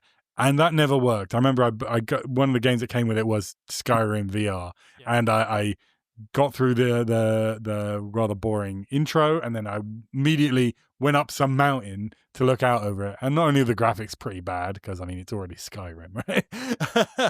and it's on VR, but just like it was like it just feels like I'm playing a game, but I'm holding a screen up to my face. But what really worked was when in that London Heist thing, when there was close up stuff, when there was like there's a bit where you're sitting in a proper East End boozer, in the corner seat, and There it is again. and you're just sitting, and a guy comes and has a conversation with you, tells you about the plan for the heist, but it's just like little things on the table, and you can pick them up with the sensors. You can, like, there's a lighter, you pick it up with a cigar, and you can light the end of the cigar, and you can even put it like underneath your visor and leave it there, so you're smoking a cigar. You can just see it at the edge of your vision. And stuff like that, and just the close-up stuff is really good. I think that's a good example of where VR and gaming, like flat screen gaming, come apart. Like it seems like a small thing, but in VR, it just sucks when you walk over to something and you can't interact with it. Yeah. Whereas in regular games, like if I can't turn a book on a table, I don't care. I'm busy doing my adventure. But in VR, you spend so much time sort of poking about with the small things and, like, you know, picking up a coin and turning it over and seeing if you can catch it again. Like there's a sort of simple pleasure to VR, which obviously is a weird thing to say because you've got a very expensive computer attached to your face. But, you know, the small things really add up. Like that is a real difference with the VR medium versus... Yeah. And I think a lot of people listening to this who have played VR will relate to your expectation that you'll put on a VR headset and you'll feel completely transported to the mountaintops above Winterfell, or no, that's Game of Thrones. What's it called? What's the word? Winterhold? Winterhold, Windhelm, you know, all of that. And that's not quite the experience, right? Like your peripheral vision can sort of see the edges, especially in like some of the earlier ones. And it's not completely, but I think maybe that can be overcome with technological improvements. I don't know, but I think that is looking for something which VR does not yet provide. But what VR does provide is these smaller moments. It can provide really interesting ways of engaging with other people. Like VR chat is something like a lot of people spend ridiculous amounts of time in. And a very popular thing to do in VR chat is just to stand by a mirror and look at yourself, and look at yourself in the mirror and look at the movements you do. And there's something. I mean, that's not how I spend my Fridays. I spend my Fridays here recording Red Barrel's podcast. Comment, rate, and subscribe. I have to admit, there was a bit like I haven't played it, but I think there recently some Batman game came out. Yeah, but there was Shadows. There was an older Batman game for the PlayStation, one of the PlayStation VRs, which I didn't play. But apparently, there's just a bit where you're Batman and you look in a mirror, and people were like saying, "Yeah, it's amazing. You like move your hands, and Batman's hands moving. And it's like you really are Batman." And I was like, actually, it does sound quite appealing in a weird way. But like at the end of that London heist thing, the final scene is you're tied to a chair and these two burly East End geezers basically have a fight right in front of you. And it was amazing because it really felt like there were two, like, if I imagine, like, you know, we're in a room like the one we're in now, not a very big one, and there were just two guys right here having a fight in front of us, and we were like, I was like backing away from, oh shit, I'm gonna get hit, and of course it wasn't real. But like, it really is affecting in those like really close up moments. And there's something that, I do wish it could be more popular. So to take advantage of that. I think it's when you're doing something where the part of your brain that's being engaged is like, you know, the front of your brain where all the clever stuff is, like then it doesn't quite work. Like if you're trying to appreciate the aesthetic beauty of a mountain scene, like I don't know if that happens in the front of the brain. I'm not a friggin' neurologist, but like, that doesn't quite work in the way that you'd want it to. Yeah. But it's the stuff that's being processed on the like crocodile bit of your brain, like right in the center. Like it's not quite clever enough to work out that dog running at me is not actually going to bite my neck, or oh god, I've got my gun's out of ammo. Like all of that stuff that does get you. Well, at least maybe everyone else is cleverer than me, but that convinces those parts of my brain. So that's something that VR is currently very strong at, alongside the looking at the details and also the weird enjoyment of seeing yourself in VR. So those are the kinds of things that the VR medium can maybe build on. I don't really know. The spectacle, not quite there. Maybe it could one day get there, but if you're buying a VR headset, don't just buy it for spectacle because you will be disappointed. Have you played Half-Life Alyx? Because that is Half-Life Alyx is basically the big budget killer app, the proof that it's a true art form or whatever. Have you played it? I've played about half of it, Oh, really? Yeah, and then my computer died, and then I haven't. A bit like you mentioned earlier with Pentiment, I'm sort of waiting to forget what I already played, and then do a full replay. But it's a big proof that VR is a serious big boy medium for big boys. But like, what a big part of the appeal that people always show in the reviews and stuff like that is you can pick up a bottle of water, I'm doing in real life right now, and the water moves around in it, and you know, you can smash stuff. And what people spend a long time doing is what they do in every VR game, and every VR game contractually is required to have a section where you can pick up a whiteboard pen and then draw and write on a whiteboard. And it's great. And yeah, Half-Life Alyx is not above doing that. Yeah. And those small pleasures are just weirdly engaging, and I can't really put into words why.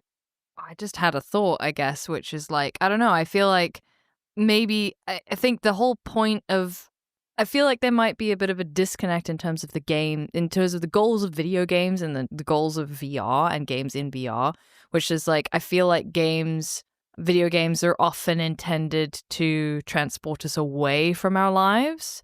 In terms of, I feel like a lot of them are escapist in nature. Whereas I feel like VR, when you're putting on a headset, you kind of want to feel like you are living a different life. Yeah. Maybe. Which I feel like the nuance there, the difference is that living life is just picking things up off of tables and smoking a cigar and taking a sip of things. So I feel like maybe we're kind of seeking being able to connect with the idea of living in a different life. And that's not necessarily rewarding out of a lot of these VR games, because a lot of them are like, you know, you're shooting guns and you're saving the world and you're fighting enemies and stuff. And it's like, I don't think that's actually very immersive. What's immersive is the everyday stuff. Yeah. And, you know, getting out of bed in the morning and seeing yourself in a mirror.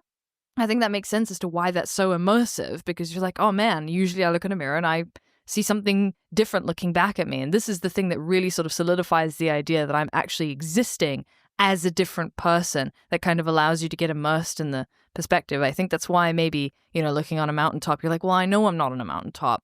So it does feel like, I do feel like there's this inherent cognitive dissonance there, which like maybe we'll develop past that. But like, yeah, I think maybe the goal of VR should shift in terms of like, I've always been interested in the idea of horror in VR. Oh, yeah. Because I have this theory about horror that like personally I really enjoy experiencing horror through books more than any other medium. And part of the reason is that because I believe each medium of horror has a push and pull in terms of control. Where like a horror movie, I hate horror movies, and it's because it kind of happens to you. You don't really have a choice. You can't get further away from the screen. You're just kind of sitting there and it's happening to you. You're kind of subjected to it.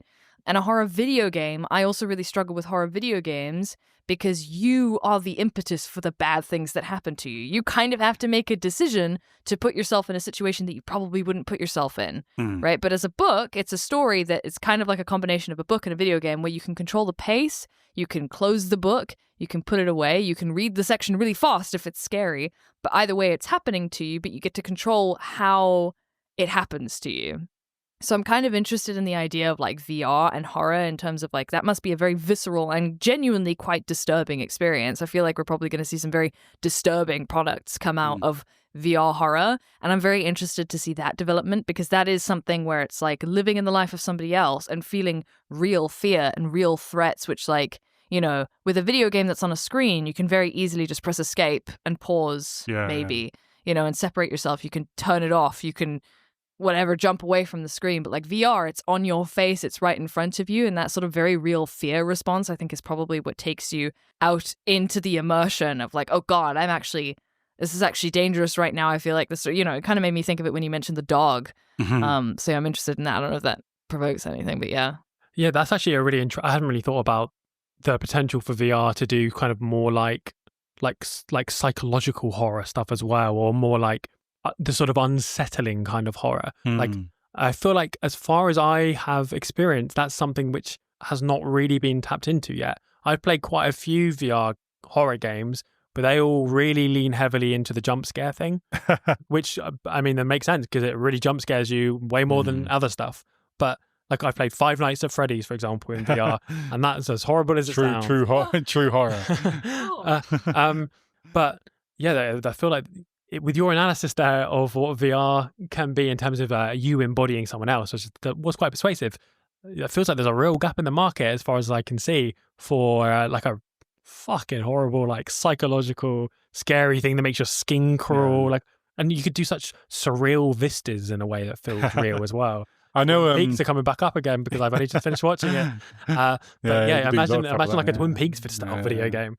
Yeah, I believe Capcom has done VR versions of all the most recent Resident Evil games, starting with 7. And 7 was relatively, I believe, I haven't actually played it, but it was relatively low key. You're still just going around a house, there's like weird things happening in it. So you might want to try checking that out. I've played not all of it, but I've played a bit of Resident Evil 4 in VR. But obviously, the most recent, that's not as that's not the most recent one. It's like a remake of the original one rather than like the there was both the remake and the original were both VR games as well. Oh, okay, right.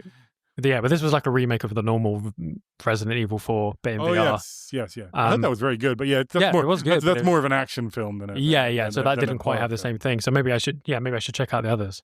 Oh no, I was just gonna say that I have an obsession with the. Do you remember the playable trailer for what was supposed to be the Silent Hill sequel? You mean PT? Yeah, PT. Yeah, PT. Yeah. So do you remember that? So it was basically this playable trailer for what was supposed to be a Silent Hill sequel, but then ended up turning into. They just cancelled it. Didn't it kind of turn into Death Stranding though? Because I mean, there is a completely different game. But Kojima, that was made by Kojima. Kojima. Yes. He's announced a game. It's got like Hunter Schafer in it and stuff. Right. He's doing it with what's his face, the guy who did Nope and the movie. Peele. Yeah, Jordan Peele. He's doing it with Jordan Peele, and that is pretty clearly just him. Yeah. Finally making Silent Hills with the serial numbers taken off. But, I'm obsessed with PT. I just feel like it's a very, very visceral and particular horror experience in a video game, and something that like I really like horror video games that don't use jump scares. Like I have no interest in things like Five Nights at Freddy's and stuff. I just find them. I just think they're stupid. I'll be honest. But like. I loved the concept of PT, and like something like PT in VR would be fucking horrifying. I feel like because you just walk through this corridor, right, in a house which feels oddly familiar because it is designed to just look like any old corridor in a house. And I think something like that, where it's like putting you in a very familiar setting that feels like real life, but is just slightly different, and then it gets slightly more different over time and slightly more horrifying. I feel like that would be very effective for horror in VR, It's just, again, not these sort of big bombastic things where, like, I can have the cognitive dissonance of being like, I know I'm not really here. I'm not really experiencing this. But, putting me in real life, but slightly different. When you were saying as well, there's a potential for developing something really disturbing in terms of the horror game market. I also thought that you could probably develop something pretty disturbing in terms of escapism with, like, if you follow me along here, like if you designed like The Sims but for VR, where you can just be a person living literally any other life. Like that would be really depressing, but probably quite successful in a really sad way in terms of just like you're just living literally any other life and you can do all the life stuff, but like maybe you have more money or a different job, and I don't know, I feel like that could be pretty fun. I know that our friends, or at least we're their friends, I don't know if they're our friends or the other way around. People Make Games. They did a video a couple of years ago, I think, about VR chat, which Ed, you mentioned earlier. And one of the things was that there's a group of people who quote unquote own and operate they've created, I think it's a Target store in America, and they just run the Target store. And it's like, someone says we need more tampons on aisle 5, so they go and get some from the storeroom and they go put it there, all that stuff, and it's just like making a little weird kind of life for themselves. And I should also say that I know that a lot of people, especially on VR chat, use it as essentially a means of a kind of obvious means of trans expression. The opportunity to look in the mirror and see someone well, I mean, I don't think anyone in VR looks the way they would really like to look. The graphics aren't that good yet, but maybe a closer approximation to how they really feel, and that can be very powerful for them, I believe. I mean, there's a lot of interesting stuff to think about. I don't want to, let's not go too far into VR chat because like it's really interesting, but I don't know that much about it. But there's a lot we could explore. But there's also the phenomena of, when it comes to gender expression, there seems to be a big trend of a lot of cis men who prefer to play with a like female avatar. And it's I don't know what's going on with that. Like I don't know what that means or what that says, but there is something really interesting about the way that you can slip on another identity like it's a costume in VR very easily. But like I don't know what that means. I do seem to remember in that documentary there was a guy who was like, I was cis and I went and I used a woman avatar, But then I realized I was trans, and that's what happens to all of them. Yeah, it and that could well be the case. I mean, I certainly would not be. I'm not an expert on VR chat, and I'm not an expert on trans issues either. So yeah, I don't want to speak authoritatively on that. I don't want to. Yeah, I mean, like for listeners who don't know, I'm a cis man myself, and when I play VR chat, I play either like gender neutral costumes or male costumes, and if I tried to wear a female avatar, I think I'd feel like I was like pretending, but like in a sort of weird way. Have you played like I mean, I don't know if there are. I can't think of any. Well, I suppose you played Half-Life Alyx. You play a woman in that. Yeah, what do you think about that? I thought that was okay because there were no other real people there.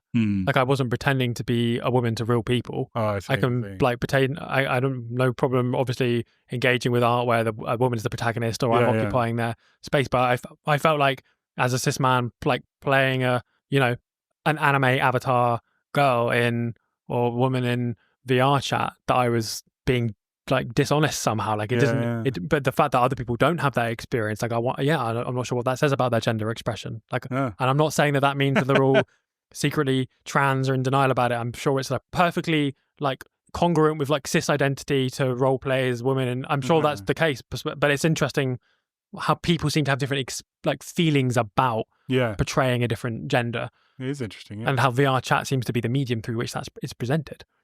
Well, that's our foray into the virtual world.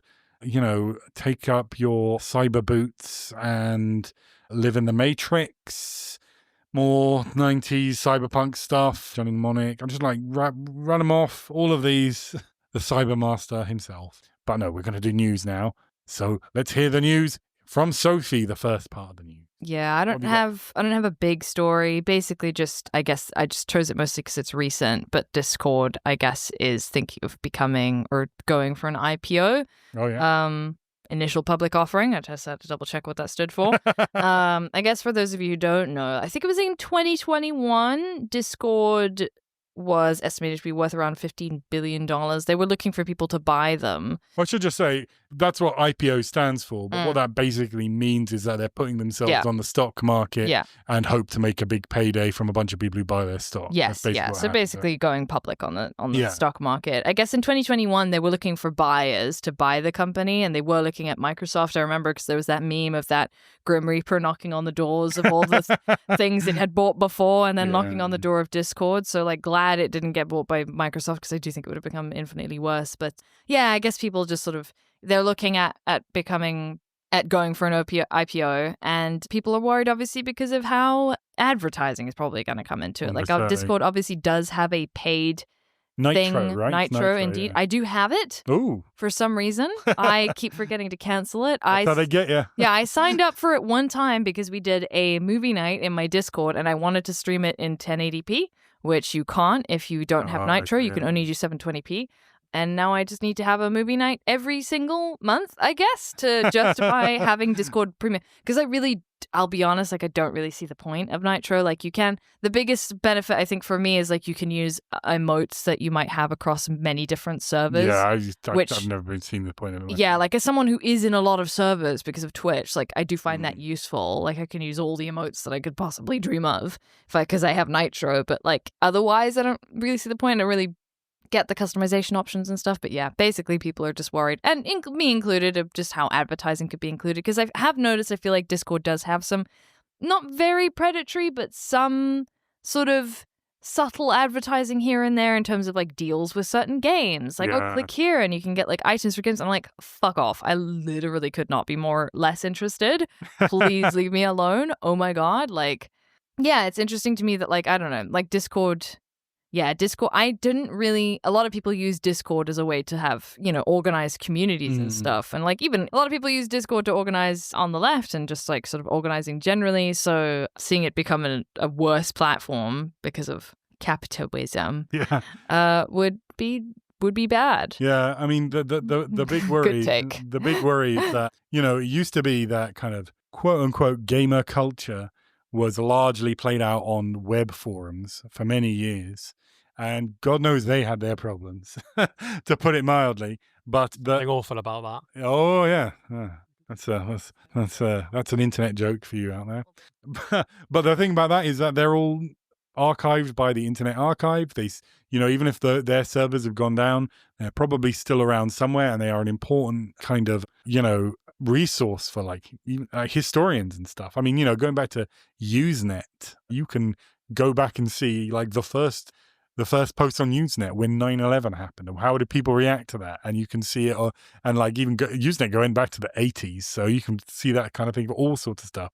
People can use it for when terms and words first came into it. I think they found the Usenet post where someone first suggested smileys. Wow. At some point, I think probably in the 80s as well. So that stuff still exists. You can still imagine like an archaeologist, like Indiana Jones or something, in a dark cave, like blows the dust off the stone wall, and it's like, this is the first recorded use of a smiley. That's what they're going to be doing. Yeah. But the problem with like Discord, but also like other social media, such as Facebook, is that they're basically walled gardens. They can't be accessed in that way or indexed in that way. So if Discord just goes under or just decides, oh look, we're spending all this server space on all this old stuff, we don't want to spend that money anymore, we're just going to mass delete it. There's nothing that can be done about that, and that stuff can all just be lost. Like huge reams of like maybe specific and maybe micro, but culture could just be wiped out in a minute, and there's no real way of archiving that. So it is a big worry what happens to these things. Well, we're going to move on to my bit, which is that earlier last month there was a state of play. Sony has their equivalent of a Nintendo Direct, basically, where they talk about a bunch of games. We are Sony in a relationship with the Yakuza? Allegedly? Perhaps. Not to my knowledge. I would say the end point of that whole thing is that the Yakuza may be failing, but apparently they've gone white collar and have infiltrated all the boards of all the big companies. So, maybe. Ooh. Yeah, that's the dark future. They've become bourgeois. Yeah. The darkest future of all. Of course.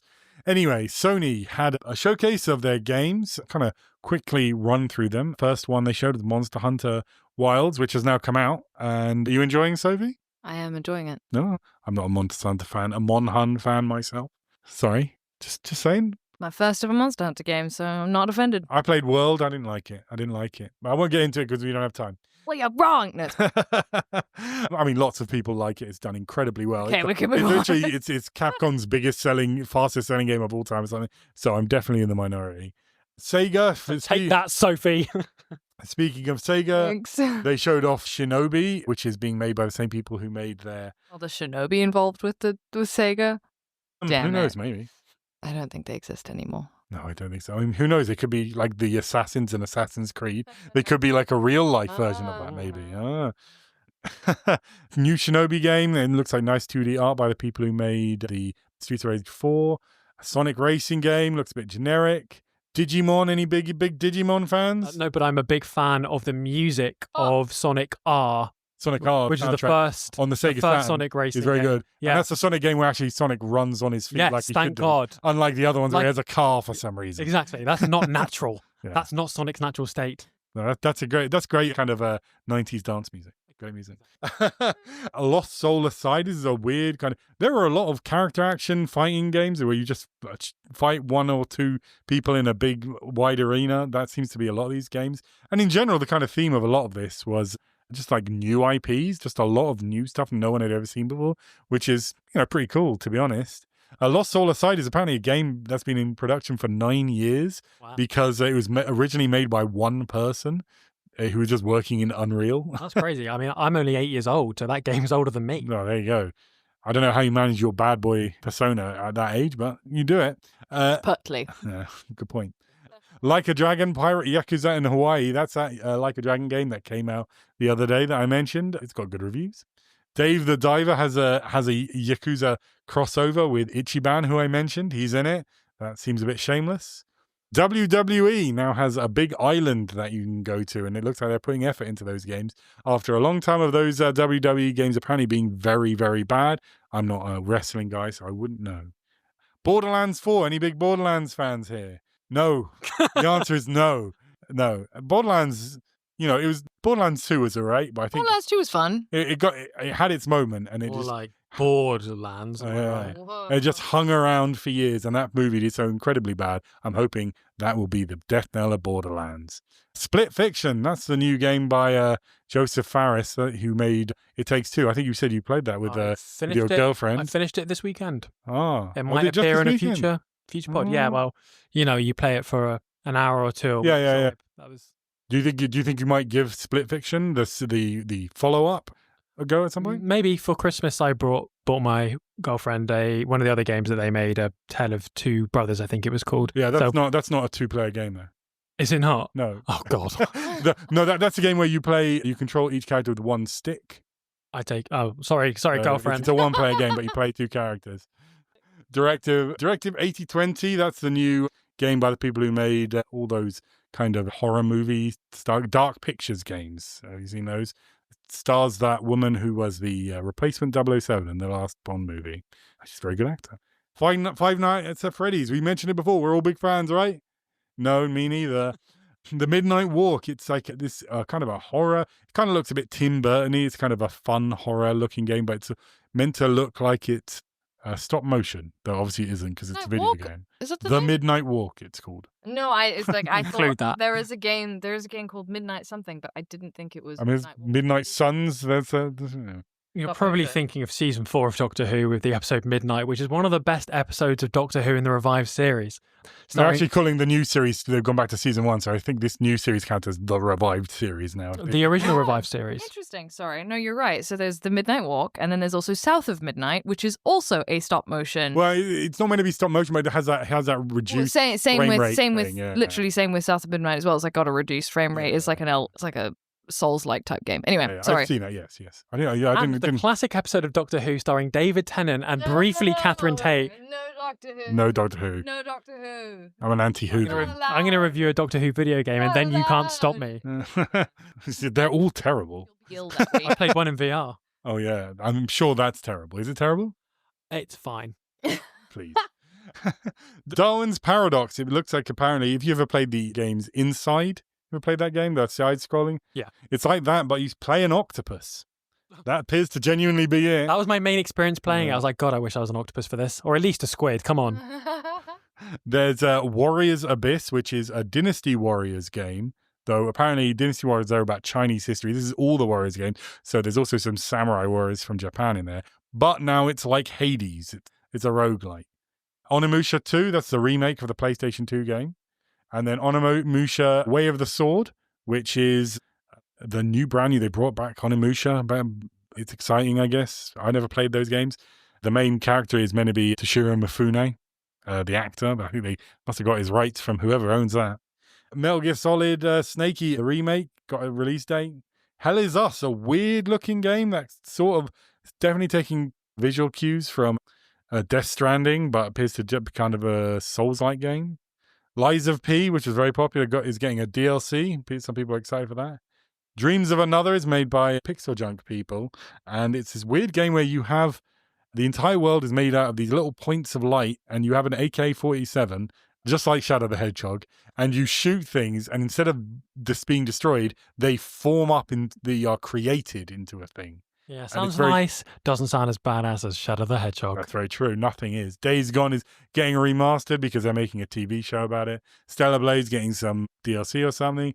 The Blueprints is an interesting looking puzzle game. More butts. Abiotic Factor is some sort of roguelike that is very obviously riffing off of Half-Life 1. Tides of Annihilation. This is an interesting one. This is another one of these big character action games, but it appears to be set in some sort of fantasy destroyed London, and is maybe going for some like kind of Arthurian legend thing. There appeared to be a fight in the reading room of the British Library or the British Museum, the original British Library, and so I'm wondering if Marx's desk is going to have a little. You're going to go visit Marx's desk? Probably not, but we can dream. Karl Marx was in Assassin's Creed Syndicate, set in Victorian London. That was fun. Metal Eden is a weird looking game. You are in a robot suit. Mind's Eye. Now this game appears to be an open world game made by the company run by Leslie Benzies. Now he's the guy who left a Rockstar in under a big cloud, and there was legal litigation and stuff, and an email came out in which the Sam Houser, who basically runs GTA, famously said, "We need the Benz." So I guess we're going to find out what the Benz is capable of in this game, Mind's Eye.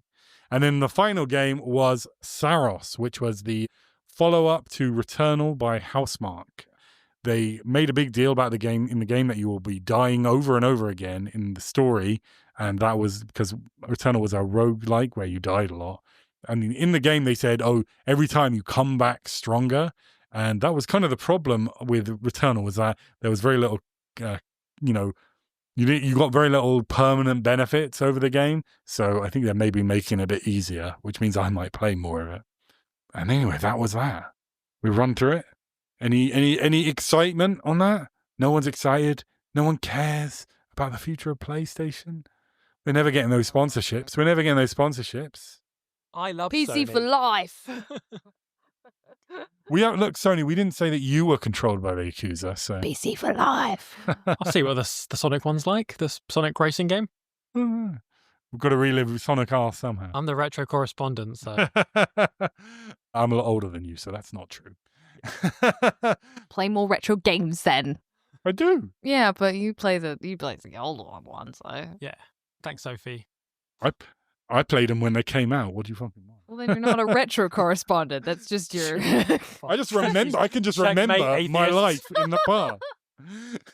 She's fucking got you there. All right, whatever. All right, what's the retro? This news item you're going to provide us here better be retro, or you've just embarrassed yourself hugely. So what is it? As you well know, Alex, because we talk about this on the WhatsApp beforehand. That's not true. That's not true. This is coming to me completely brand new information. Tell me now what you're doing, which is about retro games. I'm covering sort of a roundup of labor news in the video games industry from the last. Bad month. boy of Red Ballad Podcast. Come on. Down again. Oh, He's so flighty. Doesn't want to hear about. Doesn't want to hear about the plight of the working class. So yes, it's not been a good time in the labor. It's not been a good time if you work in the video game industry for a while. Especially the past month or so. Yeah. I mean, according to Eurogamer, 25,000 workers have been laid off since the start of 2023. So it's been a rough couple of years. Yeah. And this year alone, we've already seen over 900 layoffs in the sector, including with big names like Unity and Ubisoft. A recent big example is Marvel Rivals, developed by NetEase, which, despite being, on all accounts, an incredible success with tens of millions of players and being in the top 5 most actively played game on Steam and all the major consoles, there are reports coming out of layoffs. Imagine my shock. It's unclear how many people these layoffs are going to impact, but this is part of a wider trend for the company, which has laid off hundreds of staff in the last few years, according to Polygon.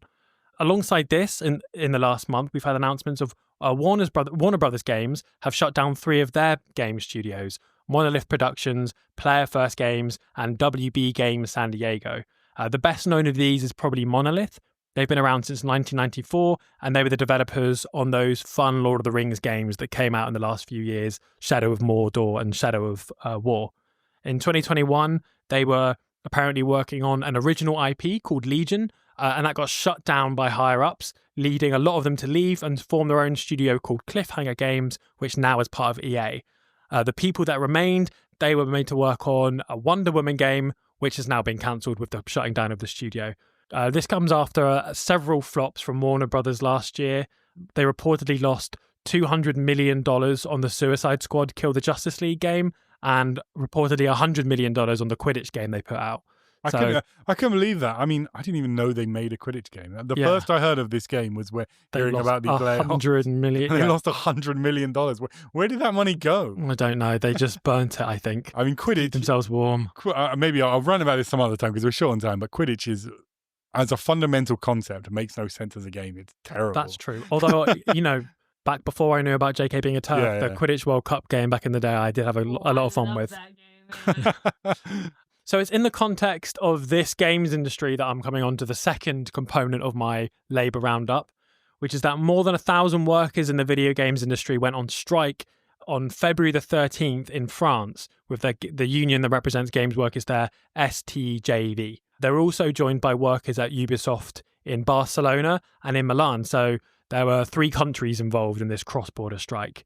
The STJV, they had 4 central demands. Demand 1, protecting jobs and making decision makers more accountable. So yeah, the layoffs are obviously the crucial context there. The STJV report that there have been layoffs which have not been justified at all, not been given any justifications for at all. And obviously it's never management that are losing their jobs or even their bonuses. So for example, the workers at the studio Don't Nod have been on strike against a plan to lay off a quarter of their workforce, which has been caused by years of mismanagement and completely ignoring workers' warnings. The second demand is transparency about company finances and profit sharing. When companies are doing badly, workers lose their jobs. But apparently, even when companies are doing well, they lose their jobs, as we've seen with Marvel Rivals. Demand 3, work reorganization and reduction of working hours. Many want to work in the games industry, but there's a lot of turnover in staff because the crunch is so massive that it becomes very difficult to maintain a healthy life and also a social life and also a family life. Doing all of that on top of a games industry that encourages this much crunch is just impossible for a lot of people. And the fourth and final demand is direct participation of workers in decision making. It's the workers that actually make these games. Why should all the key decisions about the games, including which games are getting made, be made by bosses who are not working directly on the games? So these are the demands that are designed as a response to the difficulties we've just sort of outlined. It was only a single-day strike, essentially planned as like a wake-up call to the industry to remind them that employers can't get away with treating workers any way that they want. As to why they're striking now specifically, they issued this statement, quote, "Workers have been trying for years to improve video game production and working conditions and have been facing blockages. Today, the video game industry is in a critical state, threatening not only our jobs, but the existence of the industry itself. We know there are still more disasters to come to which executives are turning a blind eye. We cannot wait until the last second on the brink of the abyss to take action. Worker unity is the only force that will bring about the necessary changes." End quote.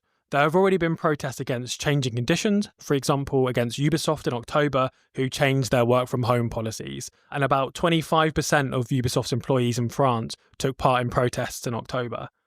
The STJV have also recently published anonymous testimony in the last few weeks discussing harsh and sexist working conditions in the industry. And it's in this context that they've called the feminist strike on the 8th of March, which is to commemorate International Women's Day. They've said, quote, "Our bosses and companies play a crucial role in promoting and normalizing fascist ideas by protecting perpetrators of sexual and gender-based violences, discriminating against and exploiting women and queer people." I'd just like to apologize to all our women listeners for the fact that I'm not going to get this podcast edited by the 8th, which is tomorrow, as we record this. That's true, yeah. So apologies, women. And for a lot of things. Apology not accepted.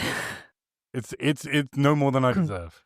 Since the February the 13th general strike, the STJV have announced that they've actually settled with Don't Nod, who I talked about earlier.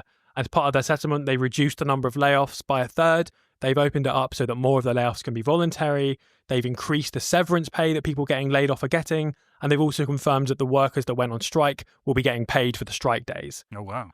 So that's a win in a wider context, which is quite negative.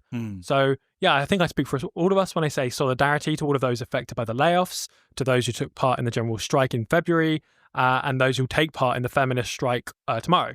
The games industry is not in a good place from a worker's perspective, and I feel like it's very important for us, the people who play the games, to support those people that actually make them.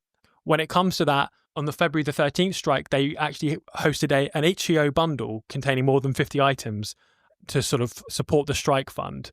At the time I checked, it had a goal of $25,000, and it ended up making more than $50,000. Oh, wow. For comparison, the last time they ran one of these bundles, they made $1,500.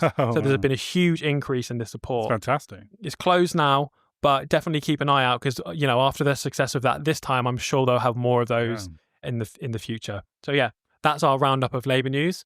And I think that's the end of our news segment. Well, I'd just say, that's a great example of, frankly, the wins that can be gained from unionizing. It's as much as I would encourage people to unionize because of the, to be part of the workers' struggle against capitalism, real fundamental reason you should do it is because it will make your life better as an employee of a company and you will get better rights and perhaps better pay. And so I would recommend to anyone that they join the IWGB Games workers if you work in the games industry. In the UK. In the UK, yes. And, we know some of those guys. We're friendly with them. And I've been hearing they're up to some stuff. They've got some irons in the fire. There may be some news soon. So, things are happening. So tune back in for when we can report on some of their great wins. Yes, exactly. Yes, but I think that will be it. I know. Thank you for keeping with us for what has been a very long podcast. Hopefully we'll try and keep this down a bit in future. Or maybe I edited it so expertly that actually it's back down to a manageable length. Who knows? But for now, you will be able to reach us on @RedBarrelsPod on what remains of Twitter, on Blue Sky. You can read us. I'm not putting any voice stuff on there. It's just reading. But that's at redbarrelspodcast.bsky.social. The incredible theme tune you heard was from Brilliant Drink. Right now, we are recording this at the Mayday Rooms in London, a wonderful place. And if you are on the left and you want to do a podcast, we recommend it. Please share us on the socials, review us on Spotify and iTunes, tell your friends. We'd like to get bigger. There are more people who need to be infected with our personal mind virus, and we're going to do that. We're going to infect everyone we can. We'll cough on them, in a figurative manner. And now we're going to end. So, Ed, where can people reach you? You can reach me on X at @StillNotALemon and on Blue Sky at @NotALemon. And I want to thank you, Sofie, for reading my socials in the last episode. So thank you very much, Sofie. Sofie, where can we reach you? I'm just impressed you listened to us, Ed. The bit that you weren't here for. Of course, it's an excellent podcast. And if you've not listened to episode 4, dear listener, I highly recommend it. I mostly stream on Twitch, so you can find me there, twitch.tv/SoFreely. And also, what's your YouTube where they can go back and watch your interview with Andrew? Oh, right. Yeah, I guess I did upload that. I think that's So Freely Media. Unfortunately, I couldn't grab the So Freely handle for everything. But yeah, So Freely Media on YouTube, where I uploaded my interview with Andrew Feinstein on my stream. Yes, go watch that. And I have to admit, I haven't seen all of it. I watched a lot of it at the time. It was very good. And you can go there, check to see how much Sofie plugs the podcast on there. And if you don't find it to your liking, the amount that she did or didn't do it, feel free to complain in the comments. But for now, and of course, myself, you'll find me on Twitter, X, the Everything app. You can find it at Alex Dean, ALEXDUIN. On Blue Sky, you can find me at, again, Alex Dean, ALEXDUIN.bsky.social. And I think that's it. That's all I have to offer the world. Anyone in my life, So I think we're done. Finally, I think we're finally done. Unless... We're going to do our buys. That was the look of anticipation. Yeah, I can't wait. Okay, all right. Well, in that case, we really are going to leave you now, and I will say goodbye. Bye.